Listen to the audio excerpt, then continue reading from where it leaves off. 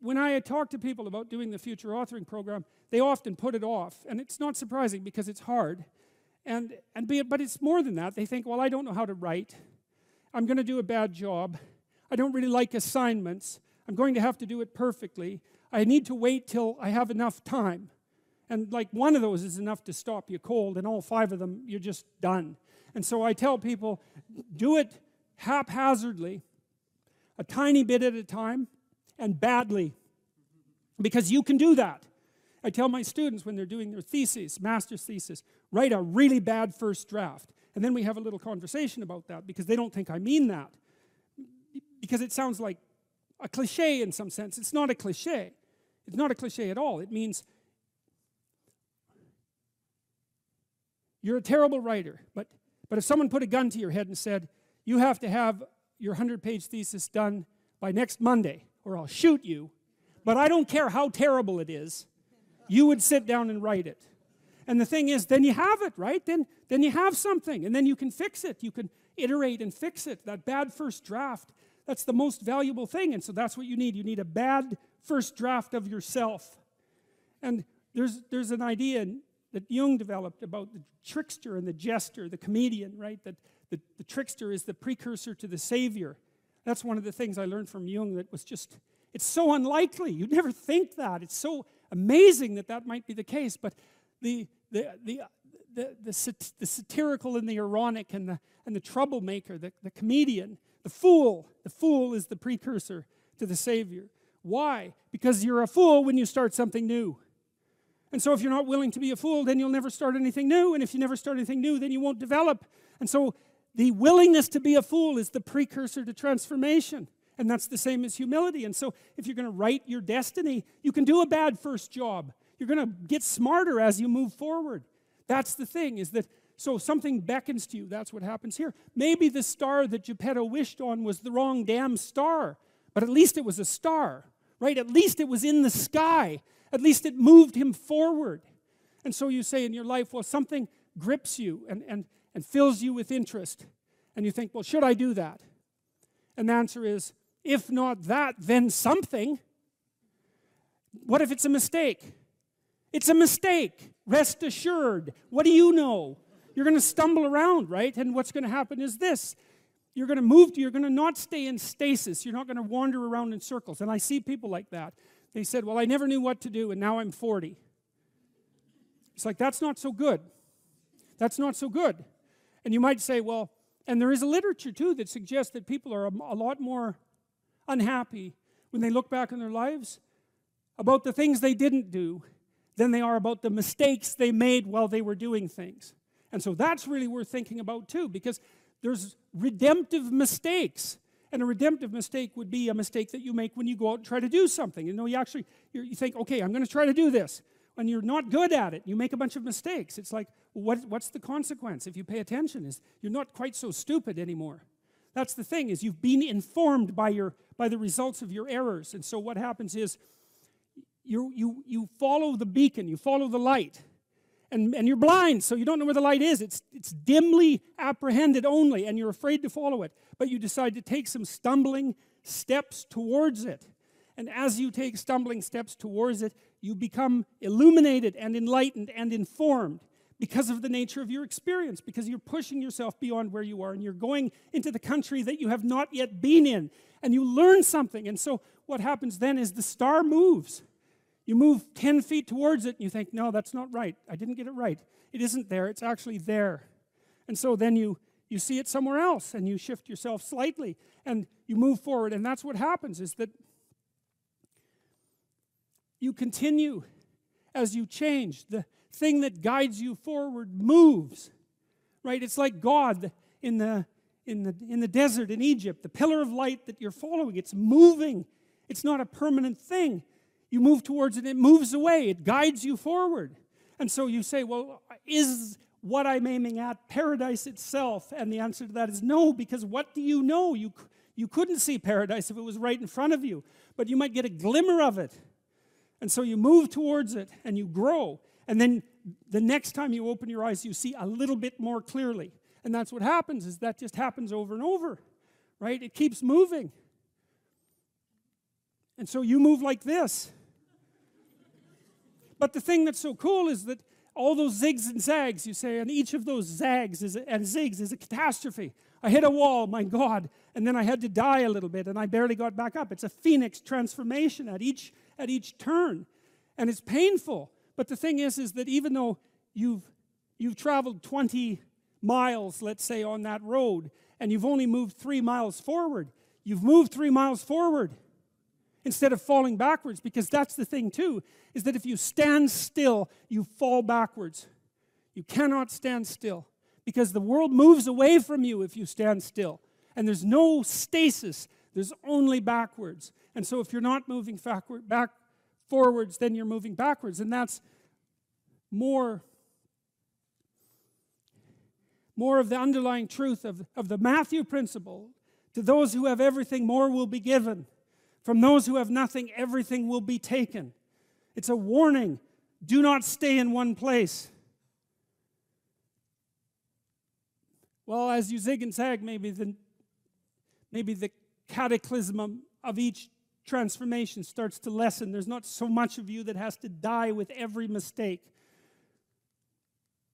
And maybe you end up oriented at least reasonably properly. And if you were sensible, that would have been your trip. But it wasn't, right? It's that. And perhaps it's a lot worse than that. Perhaps there's no shortage of backtracking. But it doesn't matter, because as you stumble forward, you illuminate and inform yourself. And perhaps that's partly because the world is made of information. And if you encounter it and tangle with it, then it informs you. And then you become informed. And then you're in formation. And then you're ready. So imagine you're dealing with someone who's hoarding. Now, people who are hoarding are often older or neurologically damaged, or they have obsessive compulsive disorder. But then you walk into their house and there's like 10,000 things in their house. There's maybe 100 boxes, and you open up a box, and in the box there's some pens and some old passports and some checks and their collection of silver dollars and some hypodermic needles and some dust and, you know, a dead mouse and there's boxes and boxes and boxes like that in the house. It's absolute chaos in there. Absolute chaos, not order. Chaos. And then you think, is that their house, or is that their being? Is that their mind? And the answer is, there's no difference. There's no difference. So, you know, I could say, well, if you want to organize your psyche, you could start by organizing your room. If that would be easier, because maybe you're a more concrete person and you need something concrete to do. So you go clean up under your bed, and you make your bed, and you organize the papers on your desk, and you think, well, just exactly what are you organizing? Are you organizing the objective world, or are you objecting your field, or are you organizing your field of being, like your field of total experience? And Jung believed that, and I think there's a Buddhist doctrine that's sort of nested in there, that at the highest level of psychological integration, there's no difference between you and what you experience. Now you think, well, I can't control everything I experience, but that's no objection, because you can't control yourself anyway. So the mere fact that you can't extend control over everything you experience is no argument against the idea that you should still treat that as an extension of yourself. So you could say, well, let's say you have a long-standing feud with your brother. Well, is that a psychological problem? Is that him? Is it a problem in the objective world, or is it a problem in your field of being? And it's very useful to think that way, because you might ask, what could you do to improve yourself? Well, let's step one step backwards. The first question might be, why should you even bother improving yourself? And I think the answer to that is something like, so you don't suffer any more stupidly than you have to. And maybe so others don't have to either. It's something like that. You know, like there's a real injunction at the bottom of it. It's not some casual self-help doctrine. It's that if you don't organize yourself properly, you'll pay for it, and in a big way, and so will the people around you. Now, and you could say, well, I don't care about that, but that's actually not true. You actually do care about that, because if you're in pain, you will care about it. And so you do care about it, even if it's just that negative way, you know. It's very rare that you can find someone who's in excruciating pain who would ever say, well, it would be no better if I was out of this. It's sort of pain is one of those things that brings the idea that it would be better if it didn't exist along with it. It's incontrovertible. So you get your act together so that there isn't any more stupid pain around you than necessary. Well, so then the question might be, well, how would you go about getting your act together? And the answer to that, and this is a phenomenological idea too, it's something like, look around for something that bothers you and see if you can fix it. So now you think, well, let's say you go into you can do this in a room. It's quite fun to do it just when you're sitting in a room, like a room, maybe your bedroom. You can sit there and just sort of meditate on it and think, okay, if I wanted to spend 10 minutes making this room better, what would I have to do? And you have to ask yourself that, right? It's not a command, it's like a genuine question. And things will pop out in the room that you like, there's a stack of papers over there that's kind of bugging you, and you know that maybe little order there would be a good thing, and there's some rubbish behind your computer monitor that you haven't attended to for like 6 months, and the room would be slightly better if it was a little less dusty and the cables weren't all tangled up the same way. And like, if you allow yourself just to consider the expanse in which you exist at that moment, there'll be all sorts of things that'll pop out in it that you could just fix. And I might say, well, if you were coming to see me for psychotherapy, this easiest thing for us to do first would just be to get you to organize your room. You think, well, is that psychotherapy? And the answer is, well, it depends on how you conceive the limits of your being. And I would say, start where you can start. If something announces itself to you, which is a strange way of thinking about it, as in need of repair, that you could repair, then hey, fix it. You fix 100 things like that, your life will be a lot different. I often tell people too, fix the things you repeat every day, because people tend to think of those as trivial, right? You get up, you brush your teeth, you have your breakfast, you have your routines that you go through every day. Well, those probably constitute 50% of your life. And people think, well, they're mundane, I don't need to pay attention to them. It's like, no, that's exactly wrong.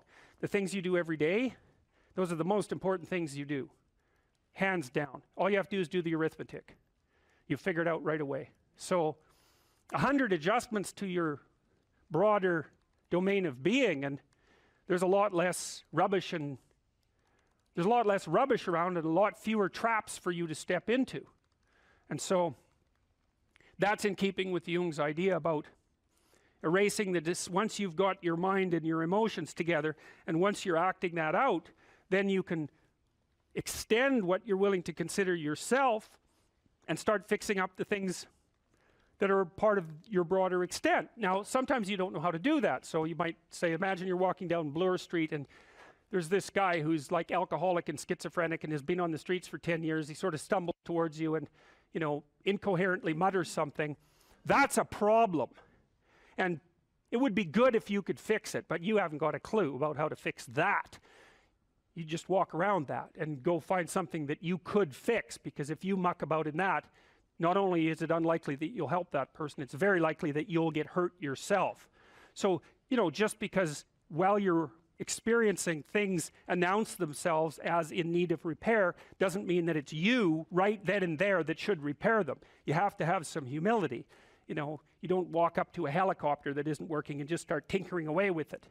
You have to stay within your domain of competence. But most of the time, if people look at their lives, it's a very interesting thing to do. I like the idea of the room, because you can do that at the drop of a hat. You go back to where you live and sit down and think, okay, I'm going to make this place better for half an hour. What should I do?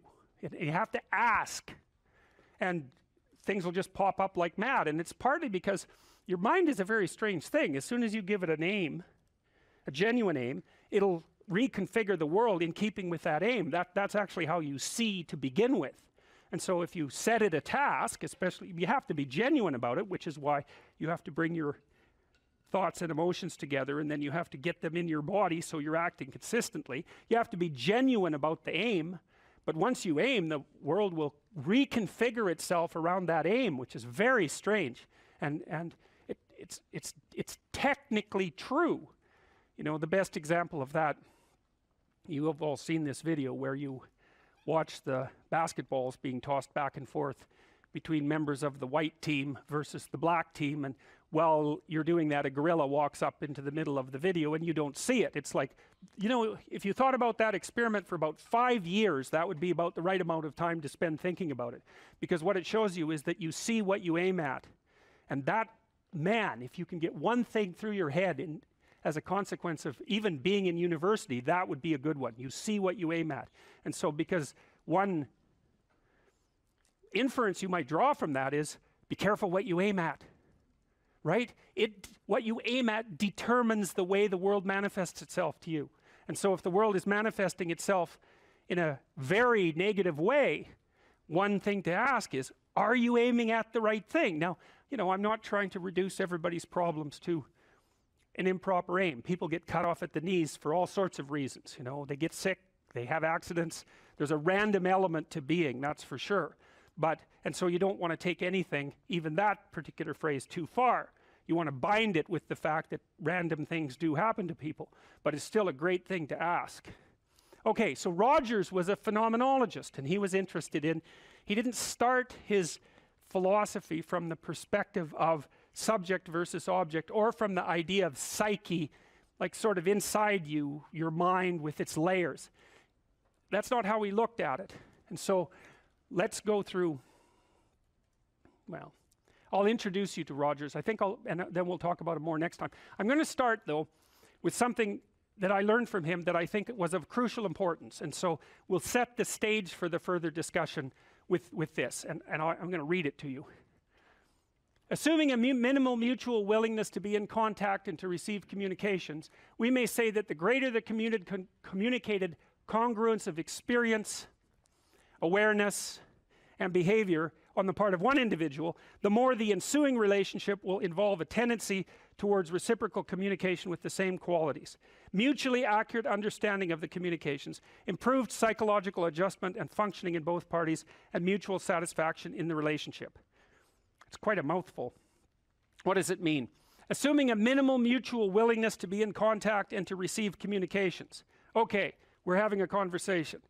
I'm deciding I'm going to listen to you. Right? That's different than how people generally communicate, because usually when they communicate, they're doing something like, okay, we're going to have a conversation and I'm going to tell you why I'm right and I'll win if you agree. Or maybe you're having a conversation where, I don't know what you're trying to do. Maybe you're trying to impress the person you're talking to. So you're not listening to them at all. You're just thinking about what you're going to say next.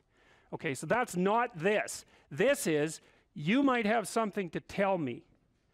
And so I'm going to listen on the off chance that you'll tell me something that would really be useful for me to know. And so you could think about it as an extension of the Piagetian. Piaget talked about the fundamentally important element of knowledge being to describe how knowledge is sought, the process by which knowledge is generated. Well, if you agree with me and I find that out, I know nothing more than I knew before. I just know what I knew before. And maybe I'm happy about that because, it didn't get challenged. But I'm no smarter than I was before. But maybe you're different than me, and so while I'm listening to you, you'll tell me something I don't like. Maybe it's something I find contemptible or difficult, whatever. Maybe you'll tell me something I don't know, and then I won't be quite as stupid. And then maybe I won't run painfully into quite as many things. And that's a really useful thing to know, especially if you live with someone and you're trying to make long-term peace with them, is they're not the same as you. And their way they look at the world and the facts that they pull out of the world aren't the same as your facts. And even though you're going to be overwhelmed with the proclivity to demonstrate that you're right, it is the case that two brains are better than one. And so maybe 9 of the 10 things they tell you are dispensable, or maybe even 49 out of 50, but one thing, all you need to get out of the damn conversation is one thing you don't know. And one of the things that's very cool about a good psychotherapeutic session is that the whole conversation is like that. All you're doing is trying to express the truth of the situation as clearly as possible. That's it. And so now Rogers' proposition, and I'll tell you why he derived it, was that if you have a conversation like that with someone, it will make both of you better. It'll make both of you psychologically healthier. So there's an implicit presupposition that the exchange of truth is curative.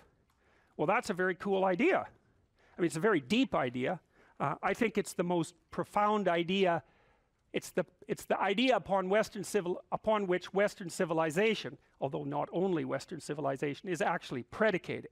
The idea that truth produces health. But for Rogers, that was the entire purpose of the Psychotherapeutic Alliance. You come to see me because you want to be better. You don't even know what that means necessarily, neither do I. We're going to figure that out together. But you come and you say, look, things are not acceptable to me, and maybe there's something I could do about that. So that's the minimal precondition to engage in therapy. Something's wrong, you're willing to talk about it truthfully, and you want it to be better. Without that, the therapeutic relationship does not get off the ground. And so then you might ask, well, what relationships are therapeutic?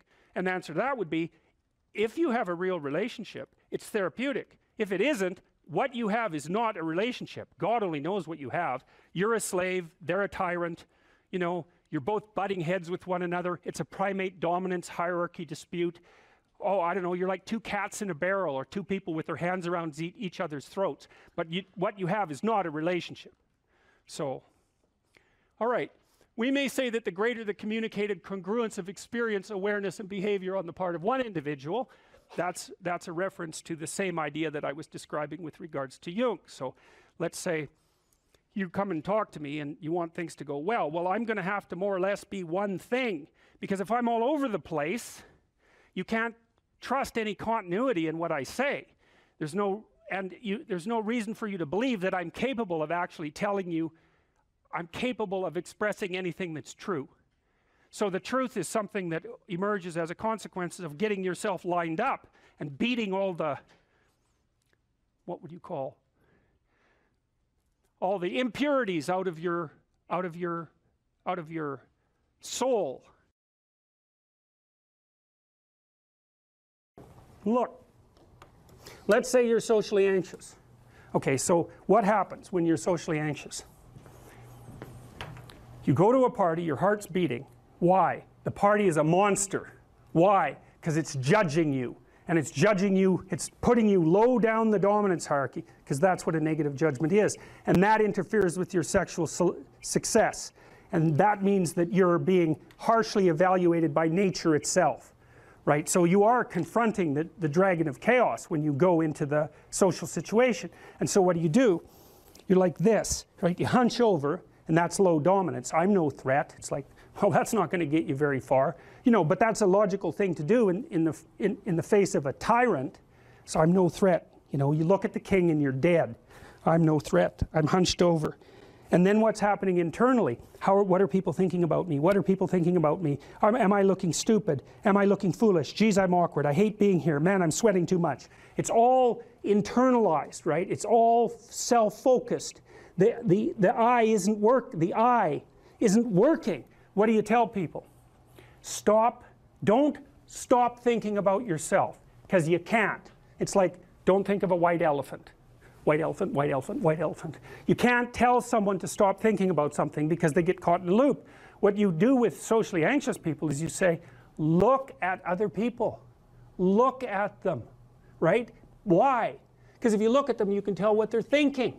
And then unless you're terribly socialized, and some people are. Some people have no social skills, and so the reason they can't go to a party is because they don't even know how to introduce themselves. Like, no one ever taught them how to behave. And so they're really good candidates for behavior therapy, because you walk them through the process of how you actually manifest the procedures that are associated with social acceptability.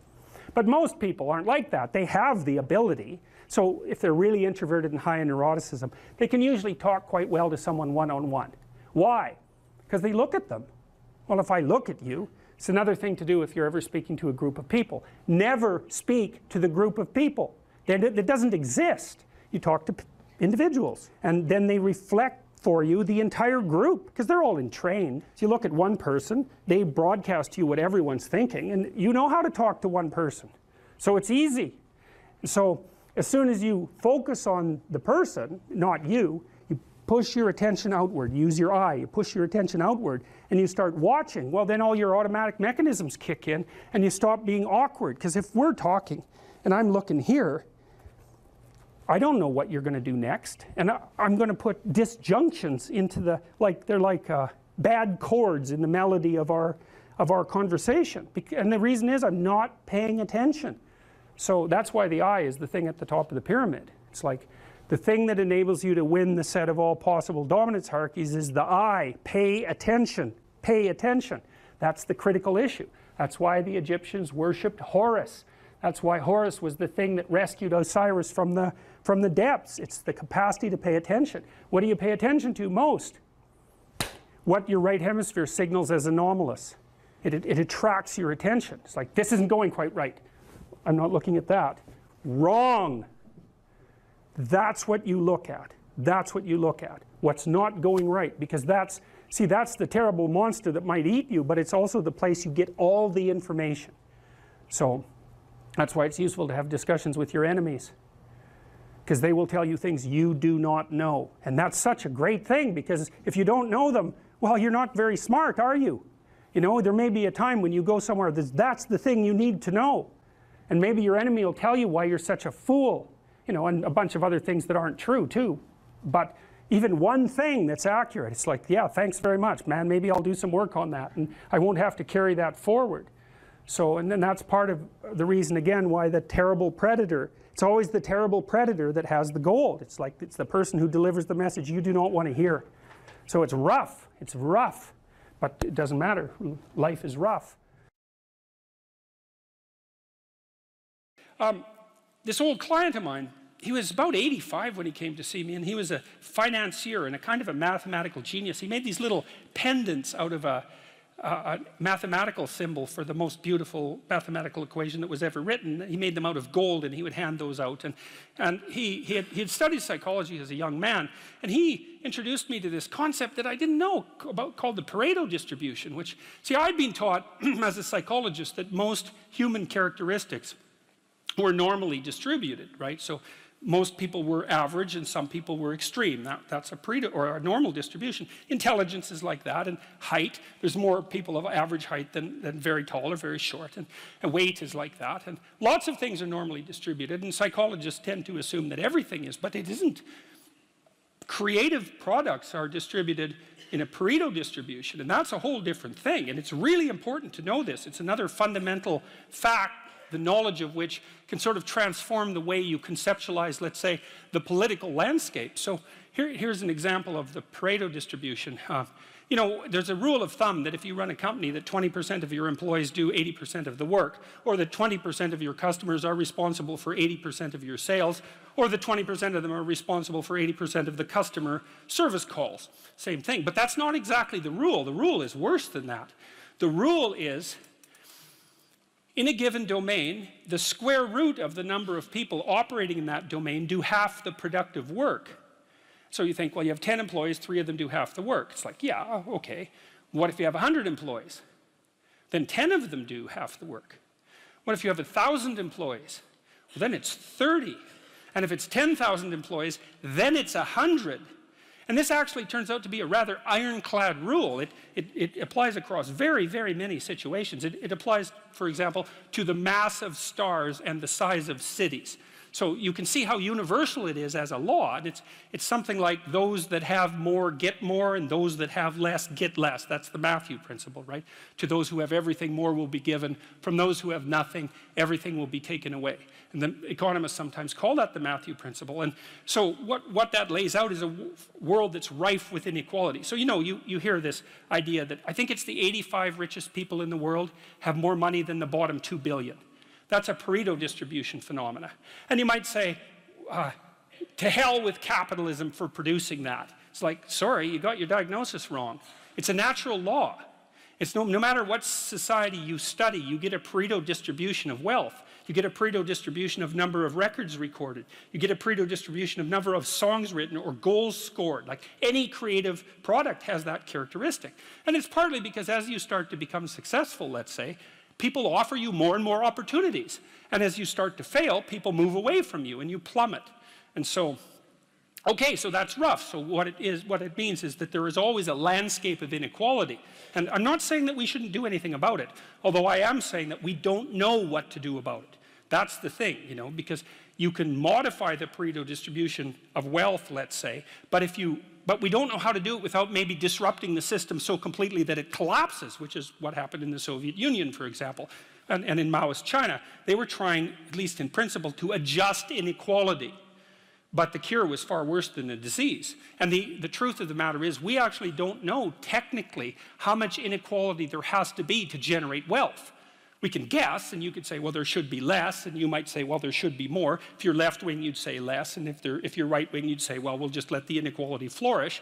But we do know that it's inevitable, and we also know that we don't know how to regulate it. So, there is inequality. What that means is there's always going to be people around that are better at something than you are. And that's a problem, because you can get jealous, and you can get bitter, and you can get resentful, and worse, you can get hopeless, you know, because you look like I have this friend of mine. He told me something so funny. He was decrying his lack of success in the world, and he compared himself to his roommate. And he said, you know, his college roommate was doing much better than he was. And his bloody roommate was Elon Musk. It's like, really? Like, it's like, oh, you're not doing as well as Elon Musk. Well, I mean, you can see it would take it rather personally, because they were roommates and everything. It wasn't like he was doing badly. Like, he was doing pretty damn well. It's like, I'm not as good as Elon Musk. It's like, yeah, well, you and like 7 billion other people, you know. But I thought it was instructive because you have to be careful who you compare yourself to. Now, you can't just not compare yourself to successful people, right? Because then you don't have anything to aim at. And one of the things I learned from Jung, this was a cool thing, I'm going to make a real lateral move here. Jung thought the book of Revelation was appended to the Bible because the Christ in the Gospels was too merciful. He was too nice a guy. Now, he's an ideal, right? And Jung said, wait a second, an ideal is always a judge. That's the thing about an ideal, because you're not as good as your ideal, so your ideal is a judge. And Revelation has Christ coming back as a judge, and that was Jung's explanation at the level of the collective unconscious for the pasting of that remarkably strange and terrible book onto the end of the Bible. So, well, anyways, my point is an ideal you need an ideal because you have nothing to aim at, but an ideal is a judge, and you always fall short of the ideal. So how the hell can you have the benefits of having an ideal without having the crushing blow that goes along with having the judge that always regards you as insufficient?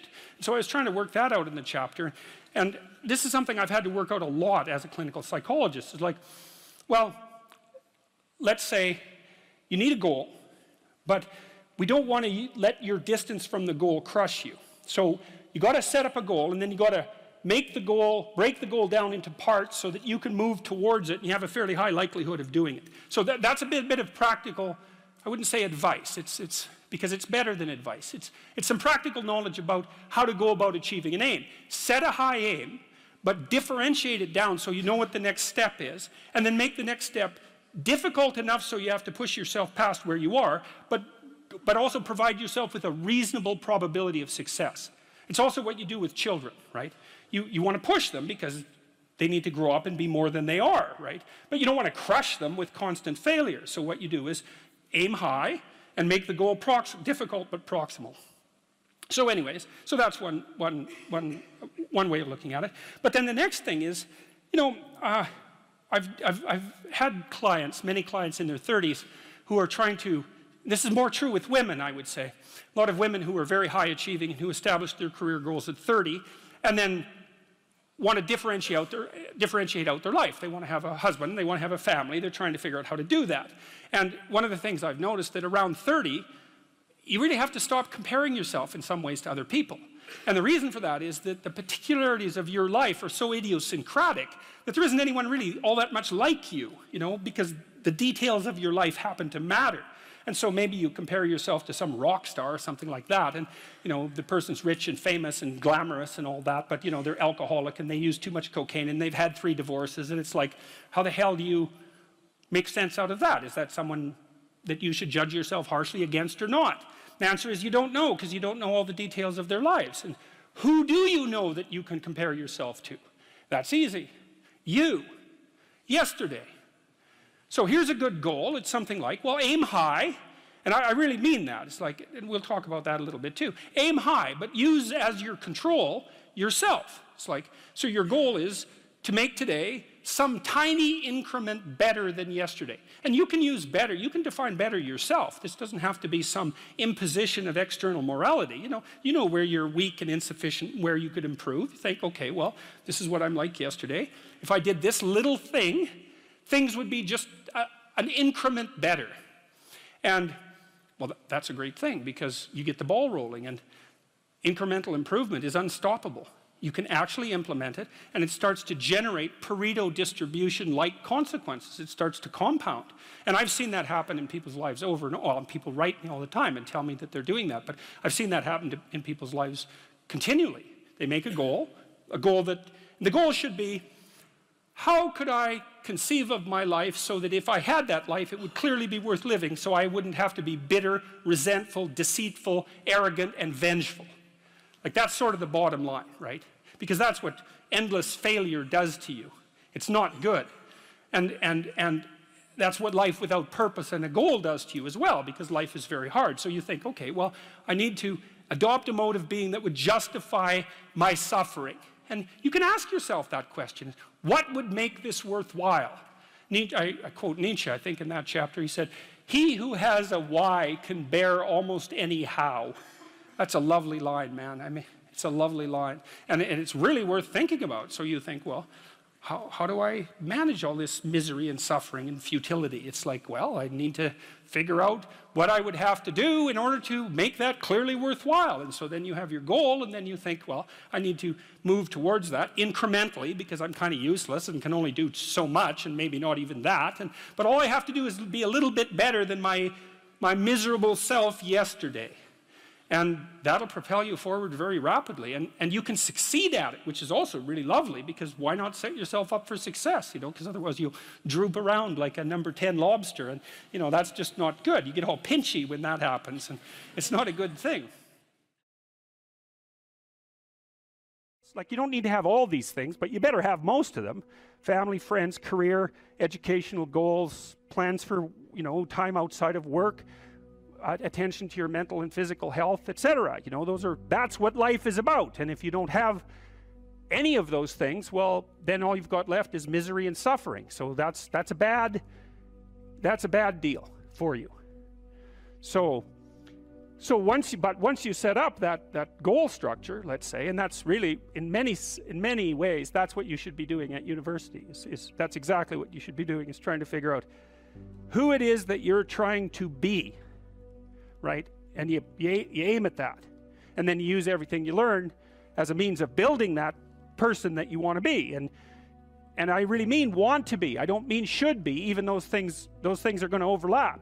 And it's important to distinguish between those, because that's partly, and this is back down to the micro routine analysis. So if I was saying, well, you're going to try to make yourself more industrious, okay, number one, specify your damn goals, because how are you going to hit something if you don't know what it is? That isn't going to happen. And often people won't specify their goals too, because they don't like to specify conditions for failure. So if you keep yourself all vague and foggy, which is real easy, because that's just a matter of not doing as well, then you don't know when you fail.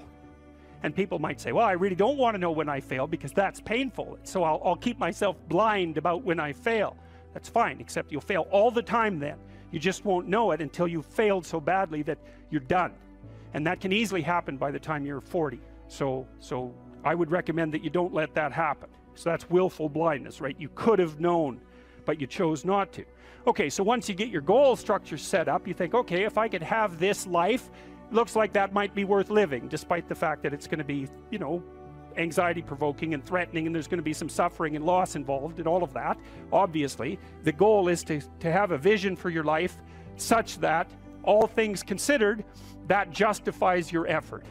Okay, so then what do? Well, then you turn down to the micro routines. It's like, okay, well, this is what I'm aiming for. How does that instantiate itself day to day, week to week, month to month? And that's where something like a schedule can be unbelievably useful. Google Calendar. It's like, make a damn schedule and stick to it. Okay, so what's the rule with the schedule? It's not a bloody prison. That's the first thing that people do wrong. They say, well, I don't like to follow a schedule. Well, it's like, well, what kind of schedule are you setting up? Well, I have to do this, then I have to do this, then I have to do this, and then I just go play video games, because who wants to do all these things that I have to do? It's like, wrong. Set the damn schedule up so that you have the day you want. That's the trick. It's like, okay, I've got tomorrow. If I was going to set it up so it was the best possible day I could have, practically speaking, what would it look like? Well, then you schedule that. And obviously there's a bit of responsibility that's going to go along with that, because if you have any sense, one of the things that you're going to insist upon is that at the end of the day, you're not in worse shape than you were than at the beginning of the day, right? Because that's a stupid day. If you have a bunch of those in a row, you just dig, you dig yourself a hole and then you bury yourself in it. It's like, sorry, that's just not a good strategy. It's a bad strategy. So maybe 20% of your day has to be responsibility and obligation, or maybe it's more than that, depending on how far behind you are. But even that, you can ask yourself, okay, well, I've got these responsibilities. I have to schedule the damn things in. What's the right ratio of responsibility to reward? And you can ask yourself that, just like you'd negotiate with someone who is working for you. It's like, okay, you got to work tomorrow. Okay, so I want you to work tomorrow. And you might say, okay, well, what are you going to do for me that makes it likely that I'll work for you? Well, you could ask yourself that, So maybe you do an hour of responsibility and then you play a video game for 15 minutes. I don't know, whatever turns your crank, man. But, you have to negotiate with yourself and not tyrannize yourself. Like you're negotiating with someone that you care for, that you would like to be productive and have a good life. And that's how you make the schedule. It's like, and then you look at the day and you think, well, if I had that day, that'd be good. Great. And you're useless and horrible, so you'll probably only hit it with about 70% accuracy, but that beats the hell out of 0, right? And if you hit it even with 50% accuracy, another rule is, well, aim for 51% the next week, or 50.5% for God's sake, or because you're going to hit that position where things start to loop back positively and spiral you upward. And so that's one way that you can work on your conscientiousness, is plan a life you'd like to have. And you do that partly by referring to social norms. That's more or less rescuing your father from the belly of the whale. But the other way you do that is by having a little conversation with yourself about, as if you don't really know who you are, because you know what you're like. You won't do what you're told. You won't do what you tell yourself to do. You must have noticed that. It's like you're a bad employee and a worse boss. And both of those work, for you. You don't know what you want to do, and then when you tell yourself what to do, you don't do it anyways. You should fire yourself and find someone else to be. But my point is that you have to understand that you're not your own servant, so to speak. You're someone that you have to negotiate with, and you're someone that you want to present the opportunity of having a good life to. And that's hard for people because they don't like themselves very much. So, they're always like cracking the whip and then procrastinating, and cracking the whip and then procrastinating. And it's like, God, it's so boring and such a pathetic way of spending your time. And you know what that's like, because you probably waste like 6 hours a day. And I think we did an economic calculation about that a while back, right? Your time's probably worth $50 an hour, something like that. I mean, you're not getting paid that now, but you're young. And so this is investment time. And what you do now is going to multiply its effects in the future. So let's say it's $50 an hour, which is perfectly reasonable. So if you waste 6 hours a day, and you are, then you're wasting about $2,000 a week, or about $100,000 a year. So like, go ahead, but that's what it's costing you every hour. And you need to know what your damn time is worth. So let's say it's not $50, it's 30, whatever. Maybe it's 100, it's somewhere in that range. One of the things you should be asking yourself is, when you spend an hour, was that, well, would have I paid someone $50 to have had that hour? And if the answer is no, it's like, well, maybe you should do something else with your time. And it depends on whether or not you think that your time's worthwhile. But the funny thing about not assuming that is, if you assume your time isn't worthwhile, what happens is you don't just sit around sort of randomly in a state of responsibilityless bliss. What you do is you suffer existentially. And so that seems like a stupid solution. Well, one of the things that I think can be really useful, and this is also a skill that will serve you well for the rest of your life, is to start using a schedule, like a Gmail calendar, and schedule in studying time, for example. Now, so I've got some thoughts about using a schedule. People often don't like schedules because it's like developing your own tyrant. It's, okay, well, here's a whole bunch of things I have to do tomorrow. That's my schedule, and I better stick with it, or I'm a bad person, I'm a failure. And that's not the right way to go about it, the scheduling. What you want to do with the schedule is design the day that you would like to have. Now, some of that's going to involve responsibilities that you have to live up to, or your life will get worse, right? So, but I would say, if you're trying to start learning how to manage your school stress, is like schedule in 10 minutes of homework. Maybe before you go to school in the morning, if you can get up. You probably can't, because teenagers have a hard time getting up in the morning. But start with 10 minutes. See if you can train yourself to sit down for 10 minutes after dinner, some regular time, and do 10 minutes of homework. And that's it. Put that in there as a goal. And then maybe if you've done your 10 minutes of homework, you can schedule in, I don't know, 15 minutes of playing a video game if you want, some sort of reward. But start figuring out how to organize your day so that you get to do the things that you want to do, and you do some of the things that you have to do in a manner that you think you could actually do, in a manner that would be sustainable across time. And that, like, the part of your brain that makes you anxious is really unhappy if you don't have a plan. And so one of the fastest ways to start to deal with too much negative emotion, too much stress-related negative emotion, is to make a plan and to make it concrete. And so I would say, and a schedule is an unbelievably useful way of doing that. And you think, in my mind, well, in your mind, well, why am I filling out this calendar for the week? Well, so I know what I'm doing, so that I'm not anxious, so that I'm doing things I want to do, so I have something to look forward to, and so that I'm doing things that I have to do, so that my life doesn't go spiral downhill and might make me more miserable and resentful and bitter. And so you can start to use a schedule as your friend, and like, that'll take a year of practice to get good at. So if it doesn't work well in the first week, don't give up. Just keep doing it until you get yourself disciplined and are able to stick more and more to your plans. And that will help you so much in your life, you just can't believe it. So what you want to do is chop up that overwhelming infinity into a set of manageable tasks. Mm-hmm. And you want to think, well, you know, some of those tasks might be like, well, maybe you could put some order into your room. You know, or maybe you could make your room a little bit more beautiful, or maybe you could think of one thing around the house that you could do that would actually be helpful. And you're doing that to improve your life. That's the point. You're not doing it because someone's shaking a stick at you and telling you that this is what you have to do if you're going to be a good person. That's not the point. And you also, with your schedule, you think, well, I'm going to design this schedule for someone I like. And that person that I'm designing the schedule for that I like is going to be me. And so it isn't the schedule of a slave master to a slave. It's a negotiated schedule that you arrange with yourself so that you can have a decent life. But it's a very powerful tool to have a calendar at your disposal. And if you can learn to use that young, just put a few things in it. Put in your classes, put in a few assignments, put in some things that you might want to do. Just start stupidly and badly, and you'll get good at it and assume you'll get good at it over about a year, and that'll change your life. Like if you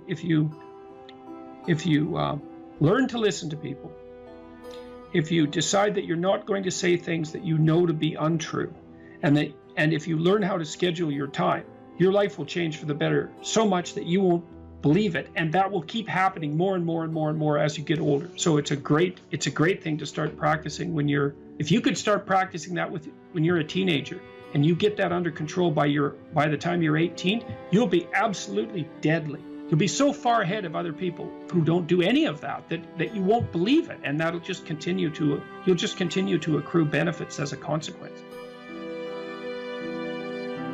Well, the thing is that, or one of the things is that, you know, you are going to be putting up with other people's problems and troubles for the rest of your life. And what you want to do is live your life in a manner that makes all of that tolerable.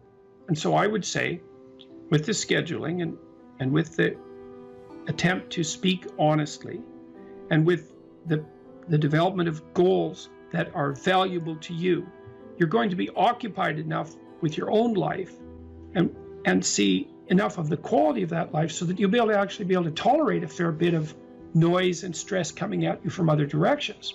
And I would also say that the more that you put yourself together in the manner that we've already discussed, the better other people will treat you, and the less unnecessary suffering and distress that you're going to encounter. And I would say, and I'll close with this, I would say to your viewers, Don't underestimate the utility of getting your act together. Another thing you can do is, and this is like deciding that you're going to stop saying things that you know not to be true. The other thing is you could decide to stop doing things that you notice make you weak. And it's a game that you're playing with yourself. It's like you're out with your friends, you do something maybe because you think it'll make you popular, and you notice that that makes you feel kind of subordinate and weak, and think, aha, I shouldn't do that again. I don't know exactly what it is that I did wrong, but it made me feel weak. It made me feel like I was coming apart at the seams. It's not the thing I should repeat.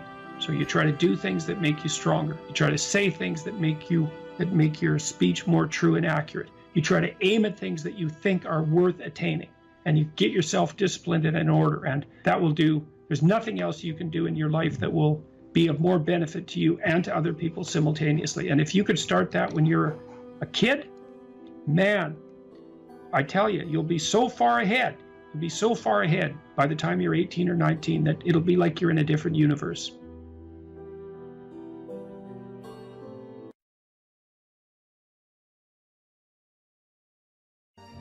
If you're resentful about something, well, first of all, you should notice, I'm resentful. And that's kind of humiliating because no one's proud of being resentful. It's a shameful emotion.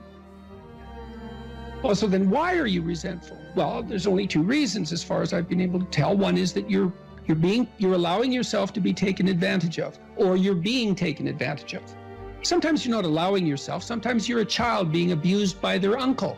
You're not allowing yourself. You can't do anything about it. You're resentful because you're being taken advantage of, or because you're immature. It's one of those two things. Figure out which it is, and then take the steps necessary to address it.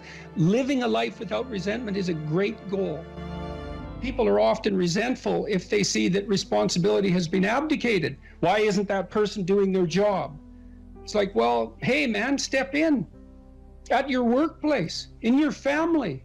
You know, and you think, well, I shouldn't have to do that extra work. Well, you shouldn't be a slave. You shouldn't allow yourself to be tyrannized. But if something bugs you because a responsibility is going unfulfilled, there's a great opportunity for you. And this is something I don't think we teach young people well. And one of the things, you may remember this, that was so striking about the tour was that I made a case fairly consistently that most people find the meaning that sustains them through the vicissitudes of life, not in happiness, but in responsibility. And that would bring everyone to a halt. It would always make the whole theater silent. It's like, oh, I never thought of that connection. Because maybe you want to avoid responsibility, and you can understand why. You can understand why. You hide from it. That is what you encounter if you go out in the world. You think, who the hell wants that? I don't want the responsibility. It's like, well, yes, you do, as it turns out. There's nothing better than responsibility. Now, you know, I say that with some caution. I think that it's hard to say.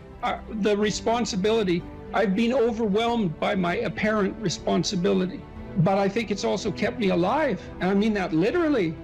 And so, wait, can you go a little deeper with that? I mean, when you were at your darkest moments in the last 2 years, whatever that might be, was it the feeling of the many times in the last year where it would have been much easier for me just to be dead. That's constant. So, but no. But is it but no because of something in you, or is it but no because of the people that you would have abdicated that responsibility of the people, or is that ultimately the same thing? Yeah. Well, I do think the two aren't easily distinguishable, but it's definitely that. It's definitely that. You know. And it's one of the chapters, the last chapter, is be grateful in spite of your suffering. You know, you need a meaning to sustain you through suffering, and it is the case that you find that in responsibility. Well. And so it's good advice for anyone who's at work. You're resentful about this and that because people aren't pulling their weight. Pull it. See what happens. You become indispensable instantly. You'll know everything. And maybe that job won't be for you, or maybe that relationship won't be for you, but you'll take your hard acquired wisdom and go elsewhere and flourish there. So, you know, this kid stopped me. I think I wrote about this in this book. Kid stopped me in a restaurant one day when I was walking in, and he said, And he had an undergraduate degree, and he was working as a waiter in a chain steak place. And he stopped me and he said, you know, about 6 months ago, I was watching one of your lectures and I decided to stop being resentful about my job. And he was resentful because he had a university degree and he's working as a waiter. You know, and look, I don't have anything against waiters. It's like a waiter can make your evening, you know, hooray. He said, well, I decided I'd start trying at my job, like really trying as if it was worthwhile. He said he got 3 promotions in 6 months, like he's just rocketing up the power hierarchy. Well, it's not power, it's competence if it's well run. You know, and places are full of opportunity.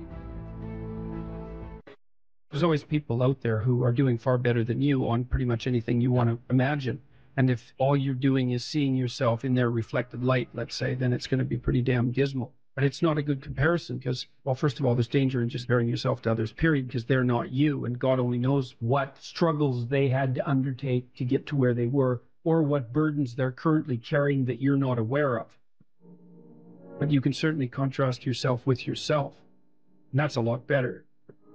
It is the only way. Well, it's also the only way of really measuring anything approximating proper improvement. You can actually tell when you're a little better than you were yesterday. Right. And you can actually do that. That's another thing that's so interesting about it, is that you can actually make yourself a little better in some way, pretty much, well, I don't know if it's at every moment, but you can certainly do it every day. Let's say you want to become who you could be in the fullest sense. So let's say you're someone who's going to solve some serious problems. Okay, the first thing you have to do is admit to the seriousness of the problems. That's no joke. And so the first thing is just the terror of the problem itself. And that's enough to paralyze me. And that's the Hydra, that's the Gorgon with the head of snakes. It'll paralyze and turn you to stone. That's the basilisk in the Harry Potter series. Mm-hmm. You look at it and it turns you to stone and lurks underneath everything, right? And it's malevolence and tragedy. And so there's that. And then the next is, well, you're going to take responsibility for that? You're really going to do that, are you? That's a hell of a load, man. And so it's daunting to even consider that. And then there's the discipline and responsibility that necessitates, which is also daunting. It's like, oh my God, the problem's that serious. I'm really going to have to get my act together in order to not contribute to it, much less solve it. And so the problem is terrible. And then the solution is daunting.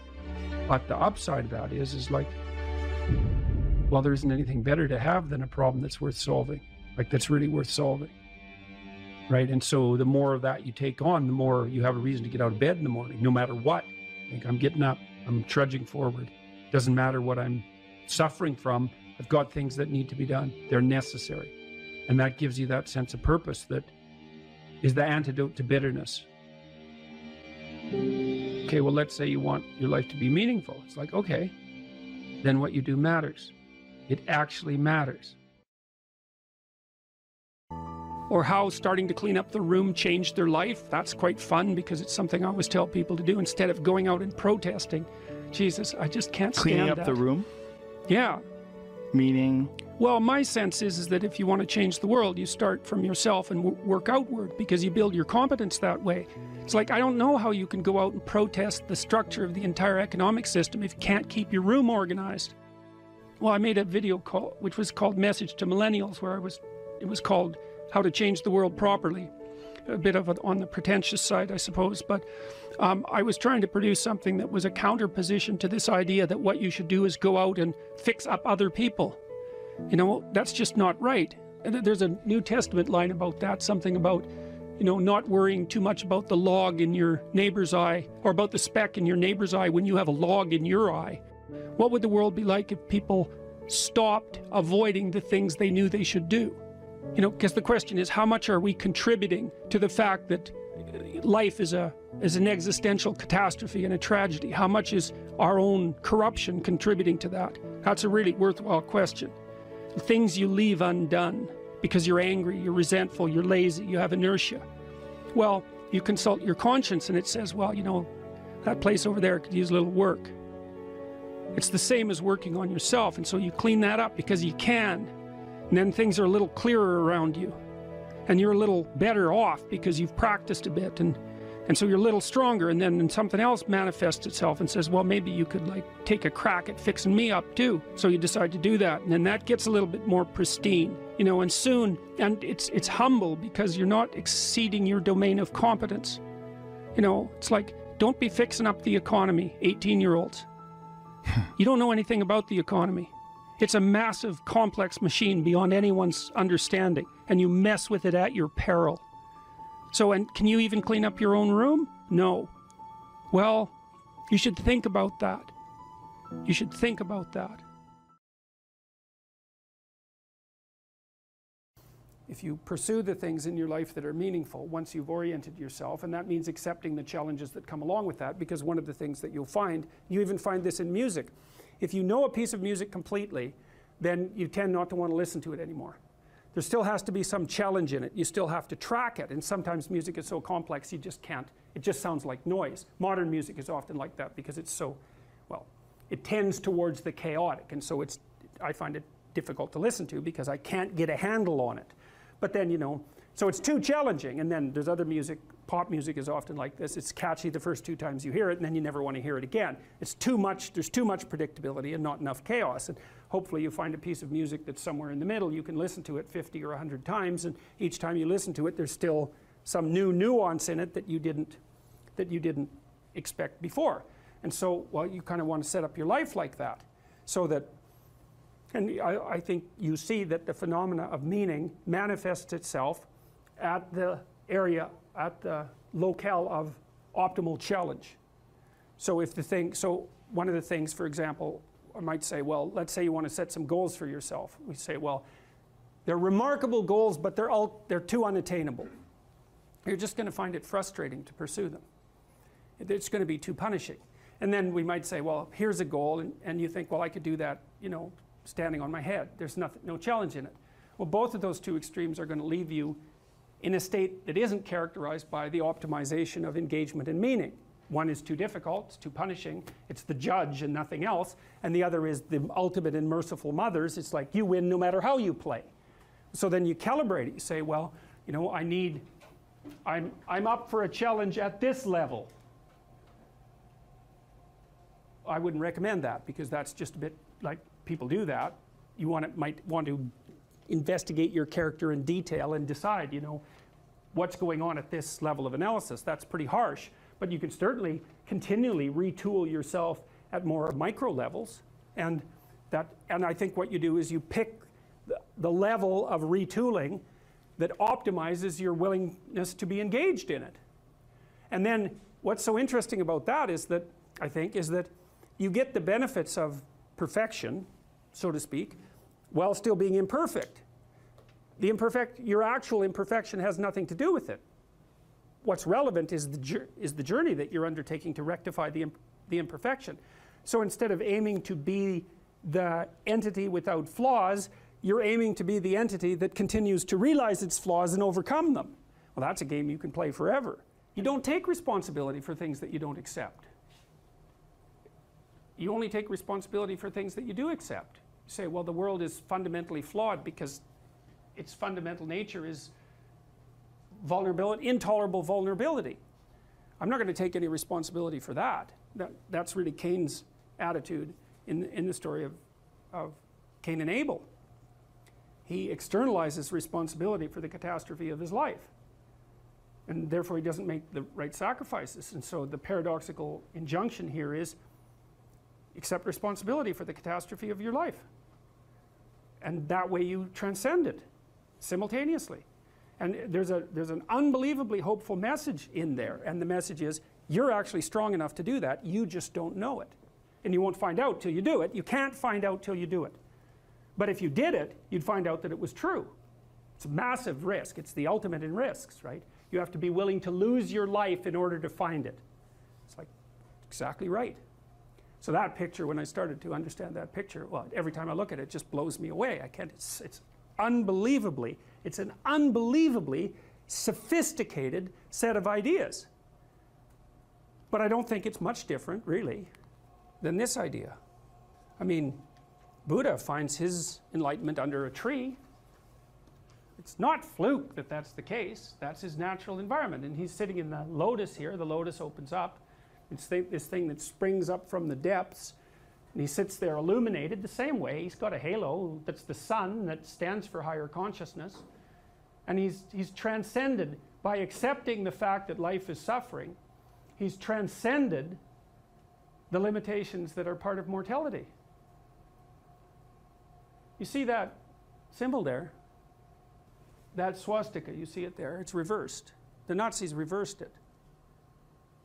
Well, think about that. I mean, they weren't stupid. Their symbolism, their symbols had meaning. Is what the swastika represented was what this represents reversed. Well, that's a very bad idea. This is the thing that this idea is what enables people to transcend their suffering. And Buddha said, well, don't be too attached to things.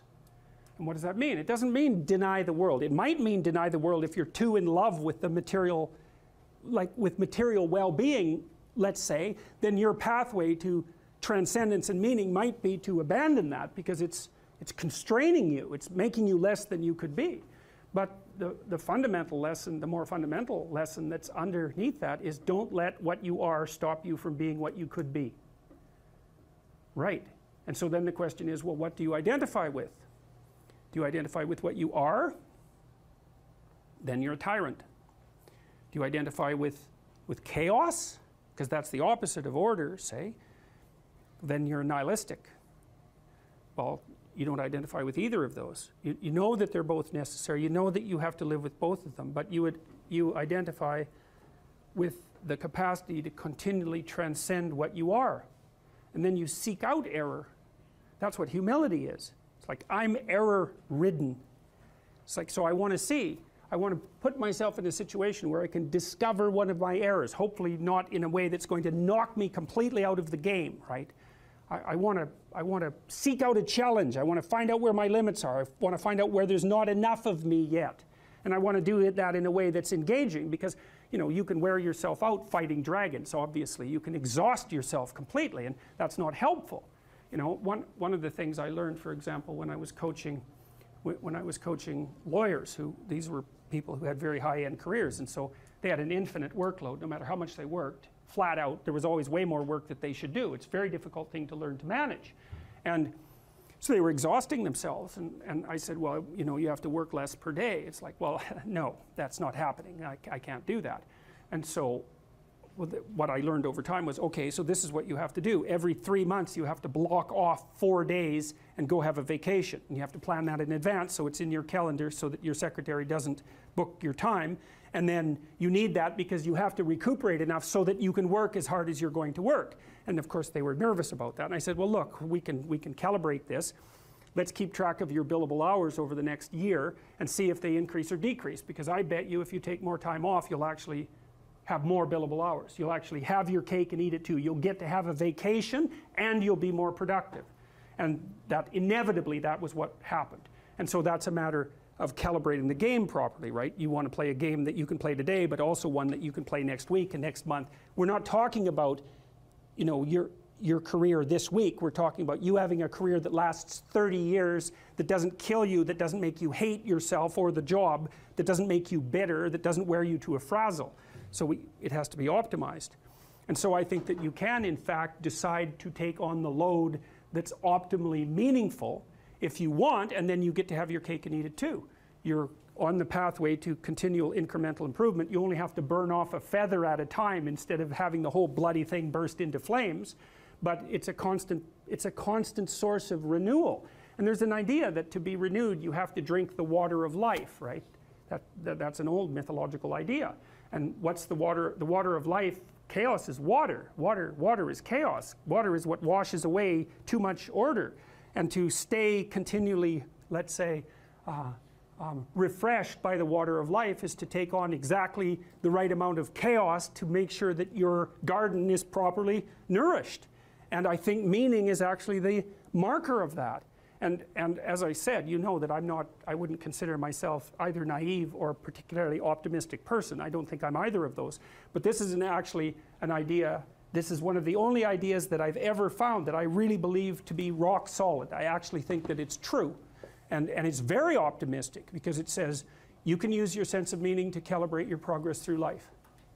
But there's rules. You have to aim at the highest possible good that you can conceive. Now, and that's subject to update, because what the hell do you know? But you start by aiming at the star you can see rather than the dimmer one that you can't yet perceive. And then you decide that you're going to do that honestly, right? That's a big decision. So the first decision, I think, in some sense, is a decision of love. You're going to decide that being is worthwhile and that you're going to work for its betterment.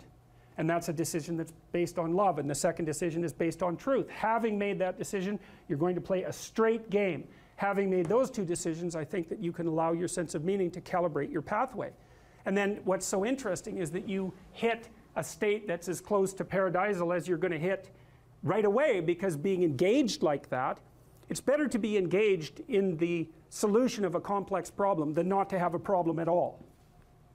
And that's no different than saying it's better for there to be being than non-being, because being is a problem. And so if you want to have no problems, then you have no being. And you could say, well, being is so miserable that maybe that's the route we should take. And fair enough, but maybe you can have your cake and eat it too. You can have the damn problem. It can be a problem worth solving, and you can be so engaged in solving the problem that it justifies the fact that the problem exists. And then you get to have the problem and the solution at the same time, and maybe that's better than not having the problem at all. And I believe that, because one of the things I have seen, and I've seen this being so interesting when I've been lecturing to people, especially more recently, and this is also manifested itself on YouTube. I'm talking to people a lot about responsibility, and it's young men in particular that seem to be responding to that. And I think that's partly because I think that young women, in some sense, have their responsibility map already laid out for them. It's also less voluntary in some sense for women, because they have more complicated problems to solve in the first part of their life, right? Because they have to get the family problem solved. But whatever. I've been talking in a very delineated manner about responsibility, which is a strange thing to sell to people, but responsibility is what gives your life meaning. And so then you might say, well, then take on ultimate responsibility. And what happens? You have an ultimately meaningful life. And then you might say, well, if your life is ultimately meaningful, it doesn't matter if it's punctuated by tragedy or even predicated on tragedy. It's worth it.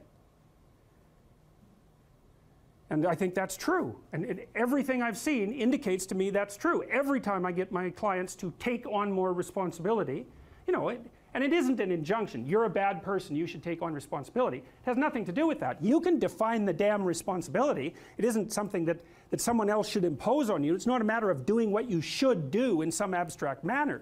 It's not that. It's the choice of what game you're going to play. And you know, you can play the game of the seeker, I would say, and if you play that game, then everyone wins. And it's the best game you can play. And so the answer, in some sense, to the tragedy of life, to the catastrophe of life, to the fall, is to adopt the responsibility of mortality that goes along with that, and to play that game maximally. And paradoxically, it's in the willingness to do that that the solution emerges. And I don't, you know, I have done my best with every single thing I've talked to you guys about. I have done my best to do what Dostoevsky does in his novels, which is I make a proposition and then I spend months or years trying to figure out if I can take the bloody thing apart, if there's something wrong with it, because I want to find out. I want to hit it with a hammer and see if it breaks. And what I've been trying to do is to tell you all the things that I've gathered, let's say, or laid out or articulated or discovered over the last 30 years that I have not been able to break with the biggest hammer that I could take to them. And I guess that's the fundamental one, is that I believe that the idea that lurks in these images, derived from very different cultures, it's the same idea. Life is suffering. Right, indisputable. What do you do about that? You voluntarily accept it, and then strive to overcome the suffering that's a consequence of that. And you do that for you, and you do that in a way that makes it better for other people. And then that works. And one question might be, well, how well does it work? And the answer is, the only way that you can find out is by trying it. That's it. That's the existential element of it. The proof is to be derived by the incarnation of the attitude in your own life. No one can tell you how it will work for you. It's the thing that your destiny is to discover that. And you have to make the decisions to begin with. It's like, because you can't do this without commitment. You have to commit to it first. That's the act of faith that Kierkegaard was so insistent upon. You have to say, I'm going to act as if being is good. I'm going to act as if truth is the pathway to enlightenment. I'm going to act as if I should pursue the deepest meaning possible in my life. And there's reasons to do none of those. They're real reasons. So it's really a decision. But you can't find out what the consequence of the decision is unless you make the decision. I think the same thing happens when you get married, by the way. Is that if you think you might leave, you're not married. And then you think, well, the marriage didn't succeed. It's like, well, maybe you were never married. Because the rule is, you don't get to leave. And there's a reason for that rule. Now, I'm not saying that there aren't situations where there should be exceptions made for that. That's not the point. The point is that there's some games you don't get to play unless you're all in. And the other thing that's so interesting about being alive is that you're all in. No matter what you do, you're all in. This is going to kill you. So I think you might as well play the most magnificent game you can while you're waiting. Because do you have anything better to do? Really? Why not pick the best thing possible that you could do? Why not do that? Maybe you could justify your wretched existence to yourself that way. I think you could. That's what it looks like. You know, people find such meaning in the responsibilities they adopt, it stops making them ask questions about what life is for. If you have a newborn child, for example, like unless you're really in a bad way, psychotically depressed, or maybe your personality really needs some retooling, you stop thinking about anything but ensuring that that baby is doing well.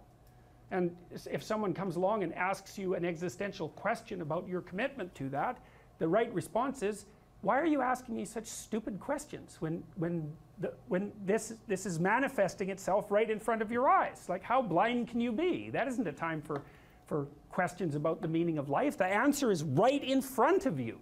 And if you can't see it, it's not because life has no meaning, it's because you're blind. I mean, that's what the image of the Virgin Mother and the child is all about. It's like, what's the answer to the meaning of life? Here's an answer. It's like, well, I'm going to criticize that. Well, go right ahead. You know, it's like what you're like a what do you call that? A termite gnawing on a temple. There's no utility in that sort of criticism. It's blindness. And it's the same thing with regards to the path of the hero. It's like it glistens in front of you and you can criticize it. It's like, fine. Put the cart before the horse and see how far you get.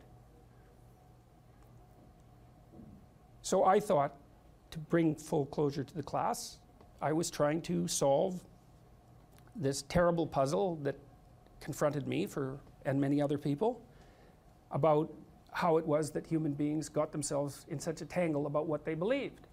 Such a tangle that we were pointing the ultimate weapons of destruction at one another, which, by the way, we are still doing. And I thought, okay, well, I understand that. We need our belief systems. They orient us. And that means there will be conflict between belief systems, and that can be a catastrophe. And that's being played out everywhere, again, in very many ways. What's the solution to that? Well, one possibility is there's no solution. It's just mayhem all the way around. Could be the case. But it seemed to me, as I delved into it, that the proper solution to that was to live properly as an individual, because you're more powerful than you think. Way more powerful than you think. I mean, God only knows what you are in the final analysis. You're blind to your own weaknesses, but you're also blind to your own strengths. And so then I think, well, if you got your act together, it'd be better for you, and instantly it would be better for your family, assuming they wanted you to get your act together, and not everyone does, and then it would be better for the community. It's like, how far could you take that? If you stopped wasting time, and if you stopped lying, and if you oriented yourself to the highest possible good that you could conceive of, and you committed to that, how much good could you do? Well, I would say, why don't you find out?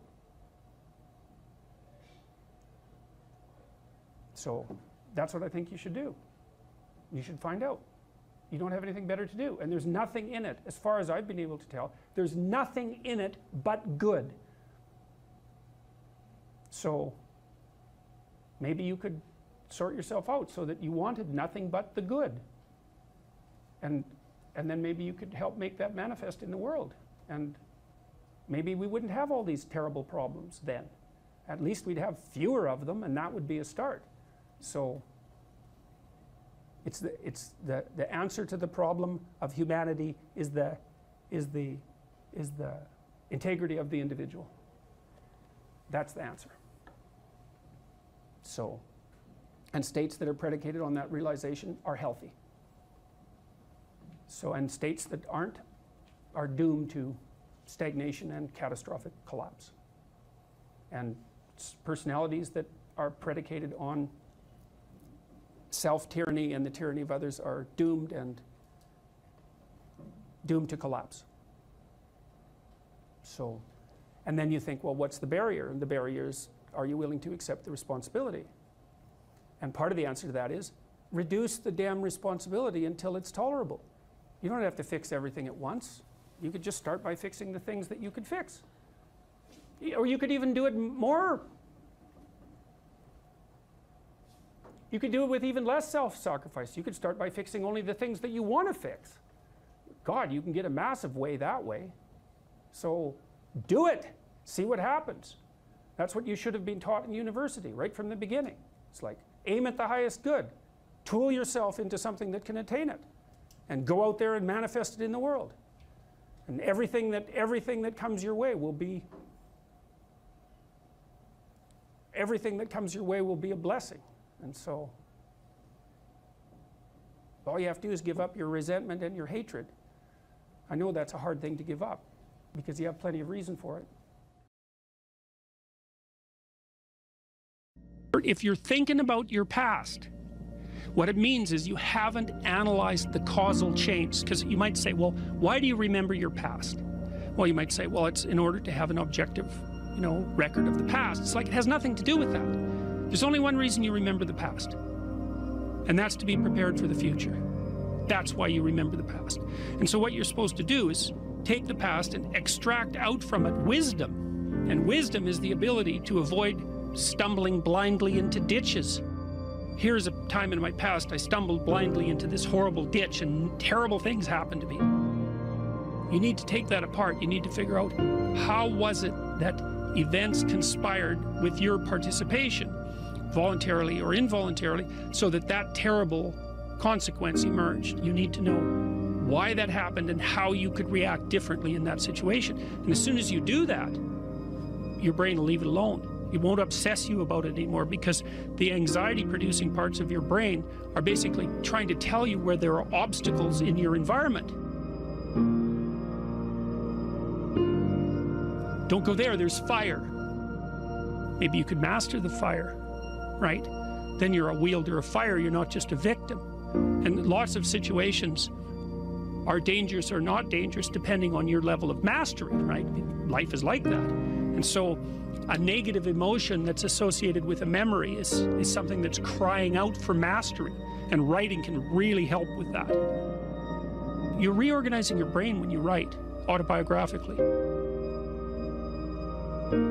Imagine emotion, memories can be stored at different levels of your brain, from sort of primordial reptilian image-laden areas that are very emotional, up to finely articulated plans for your future life. Well, you want to take everything that's negative and emotional and transform that into a fully articulated vision for your future. And that frees you of your past. You shouldn't be thinking about your past. I mean, maybe if you're 80 and you're going over a well-spent life, that's a whole different thing. But if you're 30, 35, or 20, and most of the time you're thinking about your past, it's like your soul is trapped back there. You need to free it through investigation. And the metaphysical language is appropriate, because that is, in a sense, what you're doing. You're trapped in the past. It's like you got to break free of that so you can use all your resources to move ahead into the future.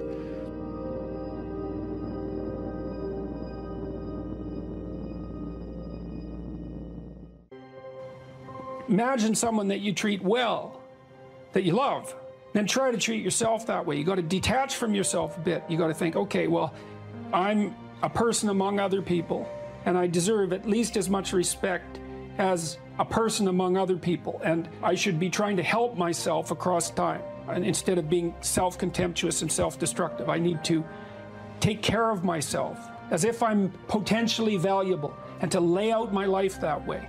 And so that's what that chapter is about.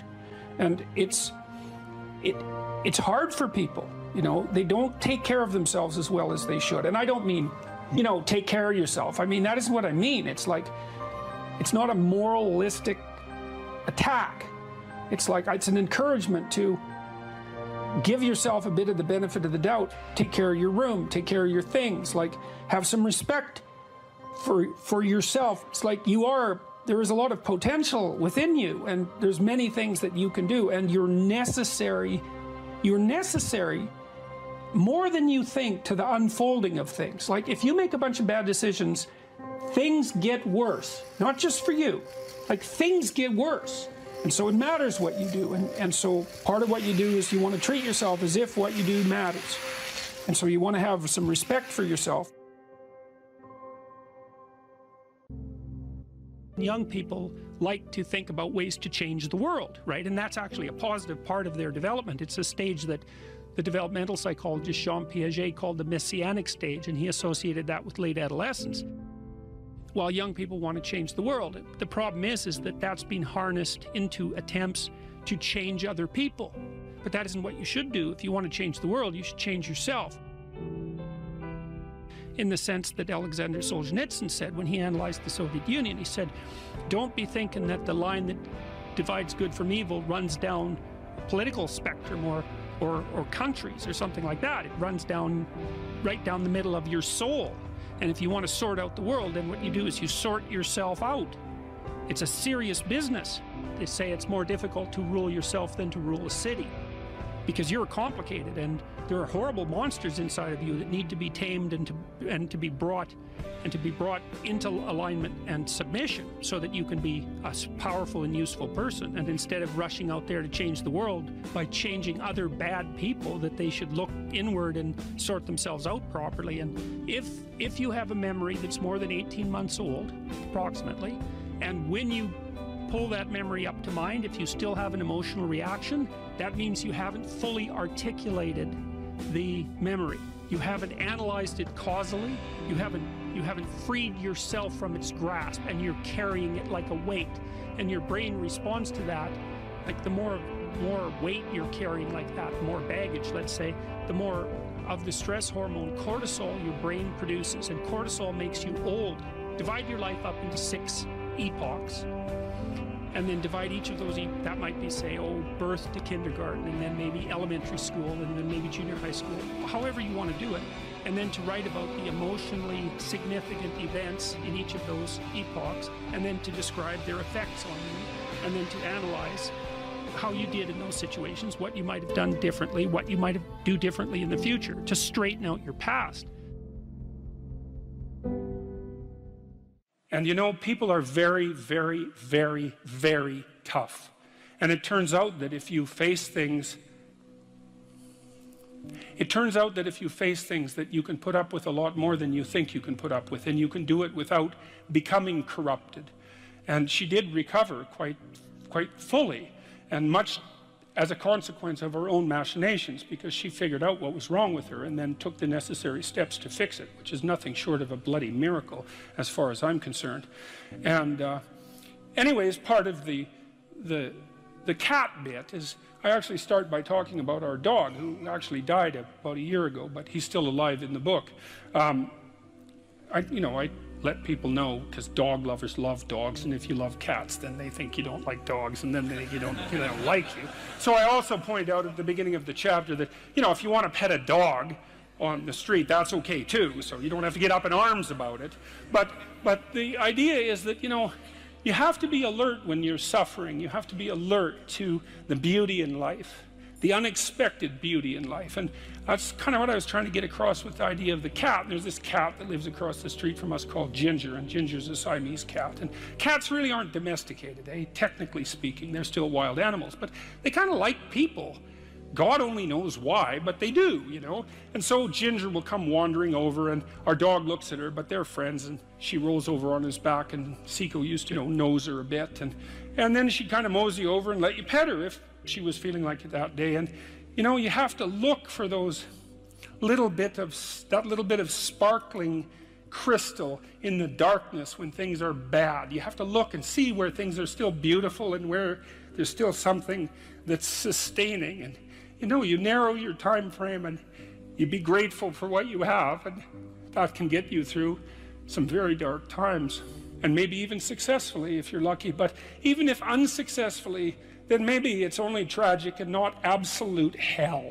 And you can do that, you know, in the worst situation. You can make it only tragic and not hell.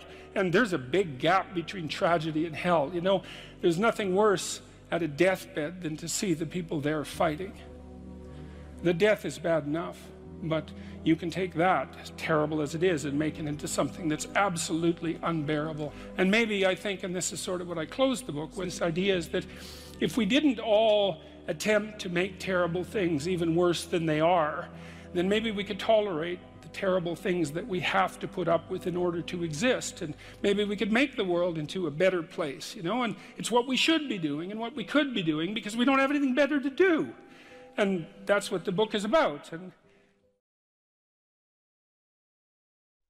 it's known from multiple dimensions simultaneously that the system that produces happiness, let's say in the founder's sense, produces that emotion in relationship to the observation of movement towards a valued goal. And so you can derive some conclusions from that. The first is that without a goal, there's no happiness, by definition, because happiness marks movement towards a valued goal. The next is, well, the higher the goal, the more value there is in the observation of movement towards it. And so out of that, you might ask, well, then what's the highest goal? Because why don't we go for that? Well, then you could say, well, you should do your best for the best. You might say, well, that's just to make me hedonically happy. It's like, well, wait a second, you know, cocaine will work for that, because it actually even activates this system. But what about tomorrow and next week and next month? And so the problem with hedonism as a goal is, first of all, it vanishes when you're suffering. But even failing that, if you're serving yourself hedonically in the narrow sense, it's just about me and my pleasure. It's like, okay, which you? Today's you, tomorrow's you, next week's you, next month's you. What about next year, 5 years from now, 10 years from now? You're going to lead a hedonic and dissolute life, and what are you going to be, a burnt-out shell and a wreck, a dismal wreck in 10 years? Because that's what will happen. And so if you don't construe yourself as a community stretched out across time, then you're not even serving yourself. And if you do construe yourself as a community stretched across time, then serving other people and serving yourself turn out to be exactly the same thing. I just did a course on the Sermon on the Mount, and Christ, in one of the sections of that sermon, he says to people that you shouldn't lose your saltiness, you shouldn't lose your savor, and you're the salt of the earth, and without that salt, everything loses its flavor. And salt is a preservative, and it's a spice, and that's often conceptualized, that phrase, as referring to the salt of the earth, you know, the solid, reliable types who bear all burdens. But that is not what it means. I looked at a lot of different translations. I talked to a lot of people about that verse, and really what it means is, well, there should be some spiciness and unpredictability and humor about you. And there should be some play in the system, right? Because that's what stops you from just being the narrow, dead, past letter of the law with no spirit. There should be some snake inside the tree, right? There should be some fire inside the bush. Those are all ways of construing that are symbolically equivalent. There should be some dynamism in you, and a fair bit of that's associated with, well, enthusiasm. That's fun, but enthusiasm means to be imbued with the Spirit of God. That's why people like comedians so much too, because that's what they do.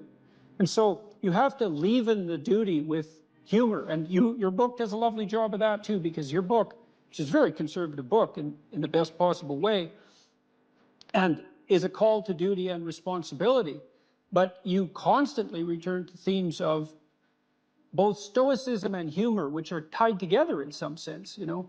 I was just in Newfoundland for the last week doing a documentary there. And Newfoundland's a rough rock, and it's beautiful and harsh. And the people there are tough and resilient, man, because they had to be. And Newfies have a great sense of humor, and they're always making fun. And that's a necessary leaven, right? That ability to deal with serious matters in a light with a light touch. And it's something I'm trying to learn to do more and more, even in the most serious of conversations, you know, because if you're a master, you've got both. You've got that light touch and that sense of humor. You really see that in military people who've been through rough situations. When you see someone in the depths of genuine suffering, hopefully what you're trying to do is to throw a lifeline. And one possible lifeline is compassion. And that's probably the right lifeline to throw an infant, you know, who's suffering. That sort of overwhelming compassion. But for someone who is an adult or making progress towards being an adult, the lifeline that might be thrown is there's something within you that would let you be more than you are, and much more, and maybe enough more so that you could actually deal with this suffering so it didn't turn into hell and take everything along with it. And there isn't anything more optimistic than that. You say something here, which I think is extremely, I'm going to read something from your book here. It is true that character is to some extent innate. I would say what that does is that it provides each of us with a range of talents and a range of temptations. And so it's something like that. So it's the hand we're dealt, and there's certainly a genetic element to that. Our genetic makeup imbues in us certain proclivities. But it is as true that character is mostly a consequence of choices. Strangely enough, we all make them, and we should make them deliberately with the knowledge that these choices are part of our responsibility toward a purpose other than our own selfish aims. That responsibility is to your family, friends, community, and country. That's something that conservatives put forward as a pathway to virtue, you know. And what's so interesting about that, as far as I'm concerned, as an antidote to atomistic liberalism, let's say, that hyper-privileges the individual, is that it's definitely been my observation as a clinical psychologist that in the depths of misery, the capability that you have to be of service to other people, your family, your friends, your community, your country, that's actually a saving grace under such circumstances. You know, and that people really find a deep and abiding meaning in that service. So it's not just finger wagging and the pointing towards duty. It's like, no, you don't understand that if you're in desperate straits, if your life is falling apart, if you're nihilistic and miserable, and maybe you have your bloody reasons, because maybe you do, that's still the case that if you step outside yourself and you try to make the lives of other people better, that's the best possible thing that you can do for yourself.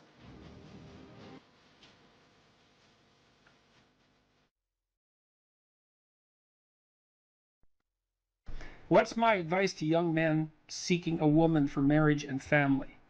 Yeah. Well, okay, fine. That's the same second question. That's pretty straightforward, man. I mean, you can't eliminate the necessity of being attracted to one another. That's important, and that's mysterious, you know. So for example, here's a funny thing.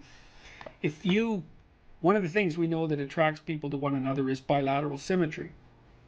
And so if you take men and you rank them by the symmetry of their faces, and then you give the asymmetrical men t-shirts to wear, clean t-shirts for a day, and the symmetrical men clean t-shirts to wear for a day, and then you give the t-shirts to women and you have them rate the odor.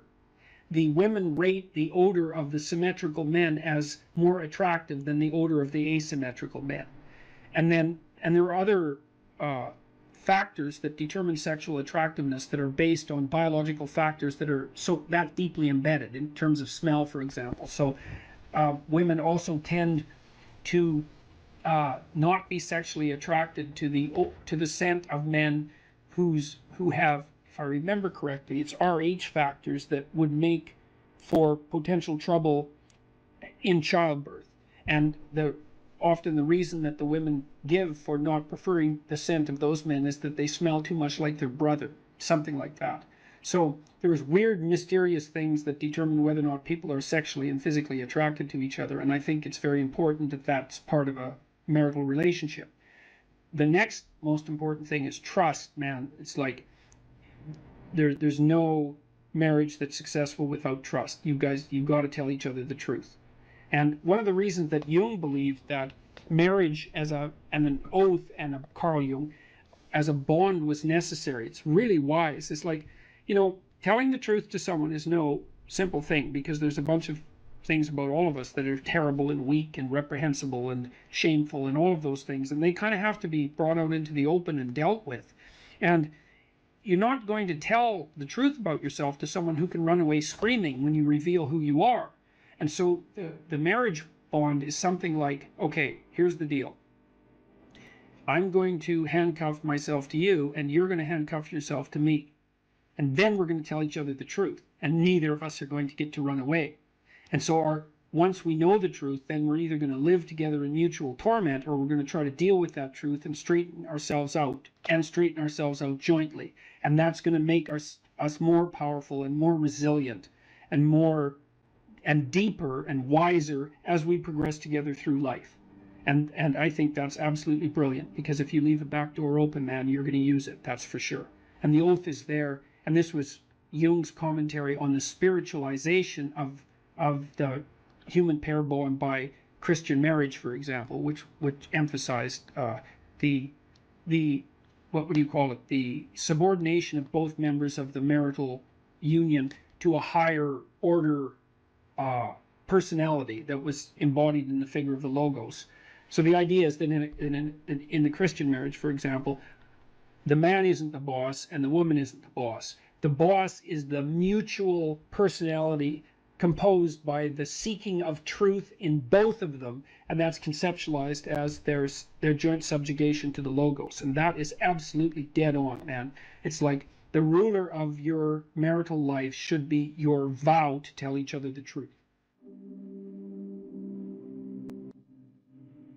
Like in hard times during your life, when you've done something stupid and idiotic that might take you down, and you don't have anybody that you can turn to, you know, if you have a partner that you can trust, you can go say, hey, you know, I made a big financial mistake, man, and it's really torturing me, and I feel like a complete idiot, and it's really dangerous. And the person there is going to help you figure out what to do about it. And they're going to know that when they make a stupid mistake, and they're bloody well going to, that they can come and talk to you, and that you guys are going to work your way through it. And that's a big deal. And there's a couple of things our culture gets really wrong. And one is it devalues marriage. That's really a very bad idea, because marriage is like a third of your life, and maybe more. And kids are a third of your life. And your life outside of marriage and kids is a third of your life, you know, approximately speaking. And to miss any of that is a massive, massive mistake. Now, having said that, I will also say that for some people, missing one or more of those is necessary, because they have a reason. You know, maybe they're brilliantly creative artists and they need to devote themselves entirely to their career, or they're outstanding in some way, and so they can justify the sacrifice of one part of that triad of being to another part.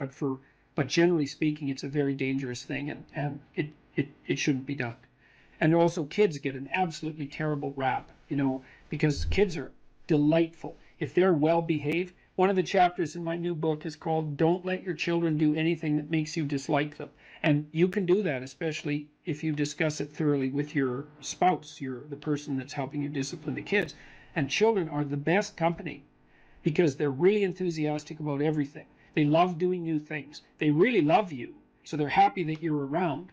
All you have to do is make sure they're not too hot and they're not too cold, and they've had something to eat and they're not too tired, and you don't expect them to stay engaged in something for longer than they can manage. Because we used to take our kids when they were little out to restaurants, for example, and they could sit there no problem and behave really nicely when they were 2 and 3, but they couldn't do it for more than about 45 minutes. You can't push your luck. But I also noticed with little kids is that they got antsy and unreasonable about 5 to 10 minutes before the adults did too. It's just the adults were too stupid to notice. The kids would notice right away. So back to marriage. Well, you look for someone that you're attracted to, that you love, and then you look for someone that you can bloody well trust. And then you tell them the truth. And that way maybe you can get through life and you can have someone to weave the rope of your being with, and together to make your joint rope stronger, and you can have some continuity in your narrative, and you can have children, and then you can have grandchildren, and like you can have a life, man. And there's nothing, you're so fortunate if you can manage that. And so, okay, so there's that one. So what's my advice to young men seeking a woman for marriage and family? Yeah, well, and also, you know, marry someone you think would be a good mother and that has enough sense, generally speaking, to know that she wants children. Now, some women don't want children, and fair enough. And some women perhaps shouldn't have children. That's also possible. But the general rule of thumb is, especially once a woman's, you know, in her mid-20s, if she doesn't know that she wants children, or won't admit it, unless she has a viciously important reason, then she's not oriented properly psychologically. She doesn't know what's important in life. Now, that might also be the case with you, and it probably is, but as a rule of thumb, that's a really good one. The route to optimal, the route to quality of life and productivity has been laid out by other people. We kind of know what the parameters are. You need to do something that other people find is useful. And you have to regard it as useful as well. Or at least you have to be entertaining. There has to be something about you of value to other people that you have to pursue with a fair bit of diligence. So you have to play a productive social role. Probably need friends. Probably need an intimate relationship. And if it could be medium to long-term intimate relationship, perhaps all the better. That's what most societies hold up as ideal. You could assume, well, there's probably a reason for that. I think one of the reasons is that your life gets fragmented otherwise, badly fragmented, you know, because every time you have a long-term relationship and it fragments, it's like your identity is blown into pieces. You get fragmented across time. It's not good. It breaks you into pieces, and you don't necessarily recover that well. It makes everything much more impermanent and unreliable, all of those things. So it introduces a tremendous amount of uncertainty into your life, and it also means that you don't have anyone around that you can really trust, and that's bad. Because if you have someone around you can really trust, then you have two brains instead of one, and like you probably need two brains to manage your way through life. It's pretty complicated.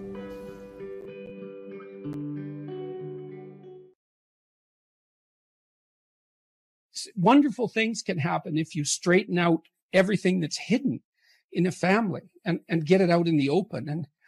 And then you have the opportunity then for some real peace and some real joy. And certainly that's at the moment where it's in those interpersonal interactions that I derive a lot of my happiness. And that's been life-saving. And then, of course, this active, engaged intellectual conversation, the sort of conversation that we're doing our best to have, that's also, and the fact that I can share that with so many people, and the responses are so positive. It's wonderful. It's amazing. I can't believe it.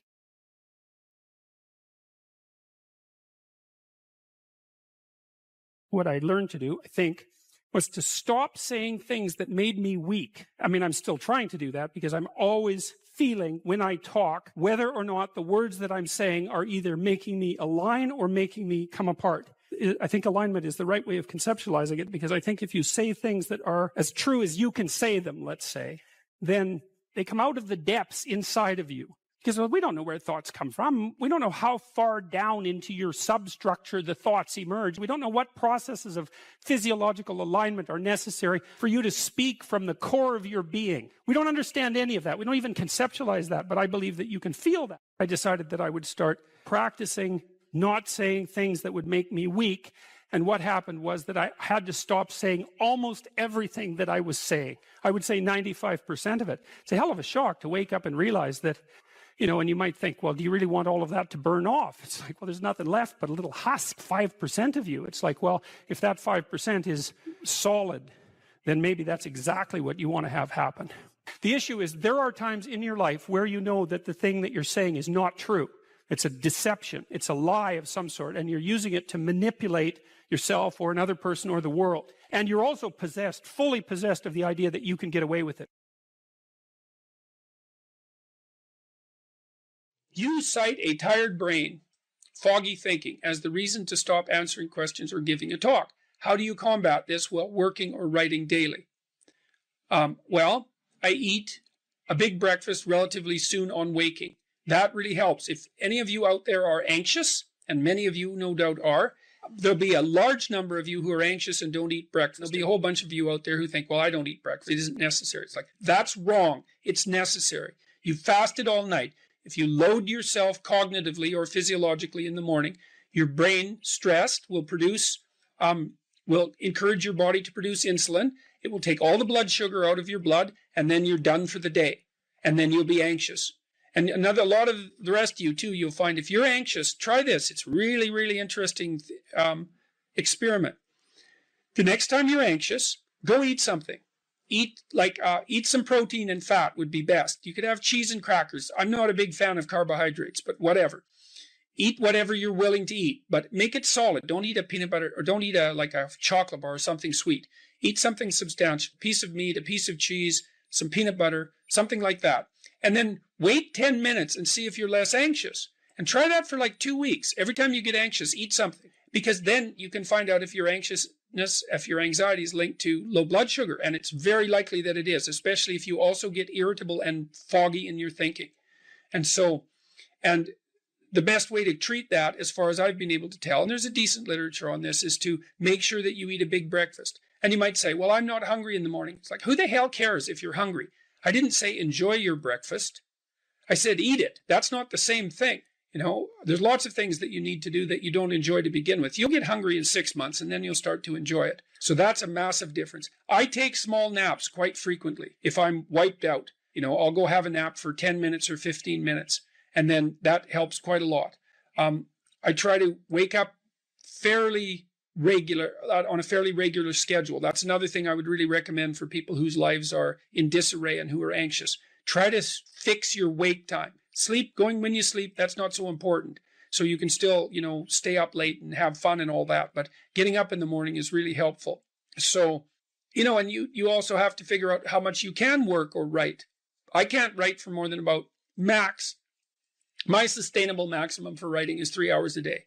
And if I push it past that, then, especially if I'm editing, I make mistakes when I'm editing, so that's counterproductive, and I can't sustain it across time.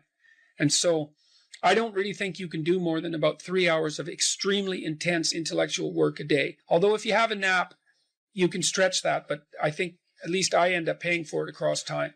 So nap, make sure you eat, and make sure that you get enough sleep. So that's how I combat it and try to make myself hyper efficient.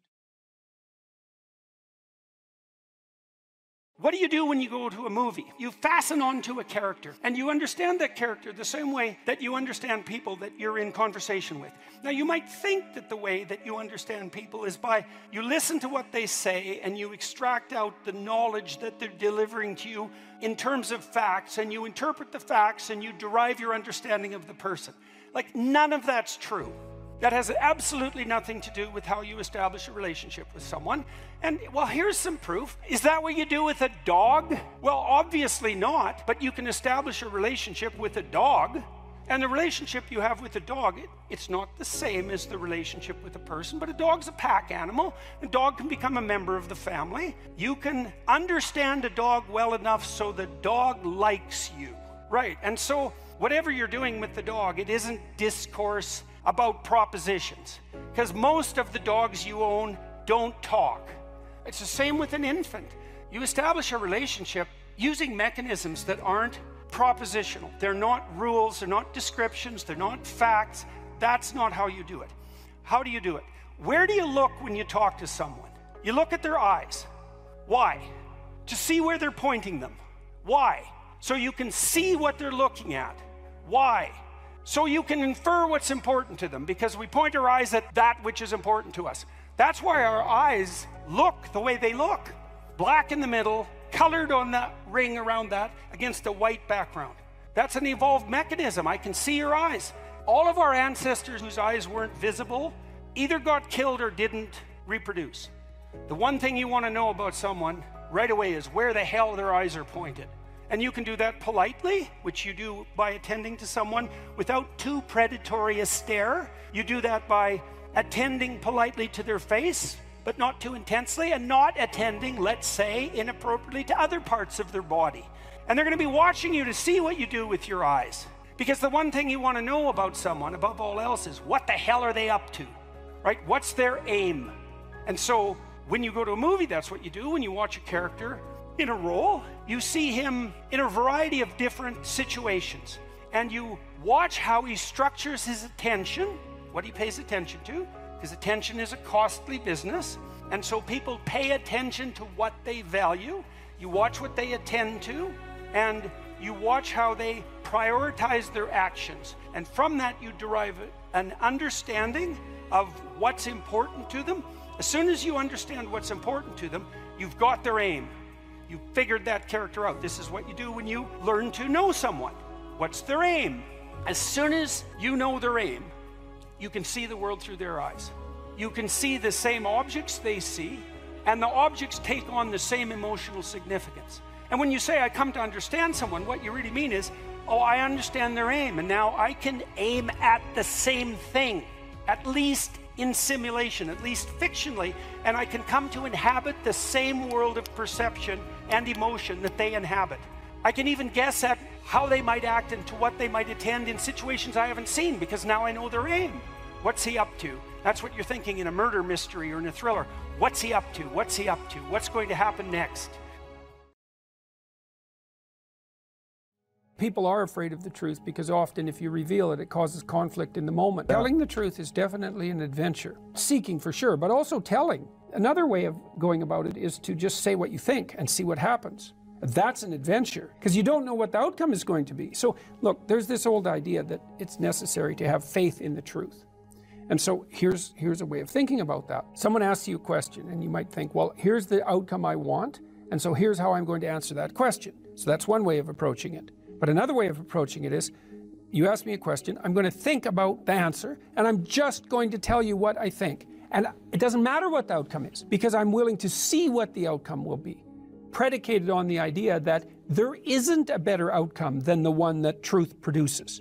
Even if it's harsh and terrible in the short term, and sometimes it is, it's like there isn't a better way of doing it. Now, you might say, well, how do you know that? And the answer is, well, I don't know that. That's why it's an article of faith, because I believe, and I believe this deeply, the being that you produce as a consequence of telling the truth is good, by definition, even though it's harsh and often uncomfortable, because you get in trouble. One of the things that I've really learned recently, or learned to articulate better, is that there's a very tight relationship between aspiration and responsibility. The first question might be, do you need to aspire to something? And the answer is, well, yes, because you have to do something. If you just sit there, you'll die. You can't just sit there. You have to go act out in the world. Okay, so act towards what? Well, that's whatever your aspiration is. You have to have an aim. Okay, well, what should the aim be?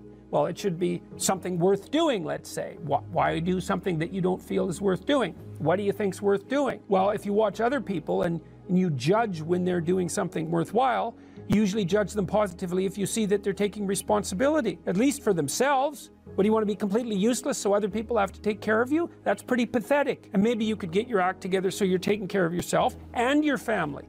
And maybe you could even do better than that and take care of yourself and your family and your community.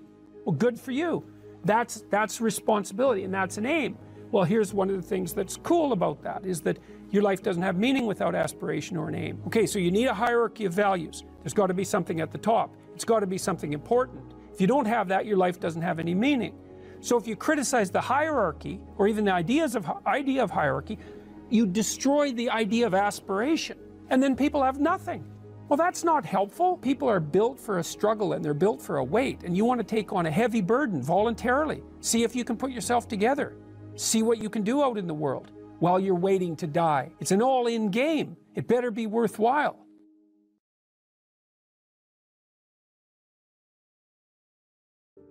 People say this courage, they talk to me about my courage fairly frequently, and that's not right exactly. I just learned to be afraid of the right thing. And I really mean that. I mean, I saw in endless repetition in my clinical practice and in my own private life, when my eyes were open, the consequences of not saying what was true. It's like whatever hell you might fall into by opening your mouth when you have something to say that isn't popular, it's nothing like the hell that you're going to envelop yourself in if you lose control of your own tongue and mind. And like I said, in my clinical practice, I never saw anyone get away with anything even once. And so all you have in a situation like that is what is the truth. Now, you know, of course, you only have your approximations to the truth, but that's better than nothing. And so you need to be afraid of the right thing, and you should be afraid of contaminating your soul with deceit. That's what you should be afraid of. That will definitely do you in, and I know exactly how. What happens is, you know, garbage in, garbage out, the old programmer saying goes, and so you'll fill your head with nonsense and no one will call you on it except you, but you can still that voice if you try hard enough. You just wait until you get in real trouble. You know, one day there'll come a point where you have to make a decision. And the decision is the difference between life and death, or worse, between someone else's life and death, or worse, between health and the suffering that's worse than death. And because you've compromised yourself to such a degree, you will not be able to rely on your judgment, and you will make the mistake you shouldn't make. And then you're done. And that will absolutely happen.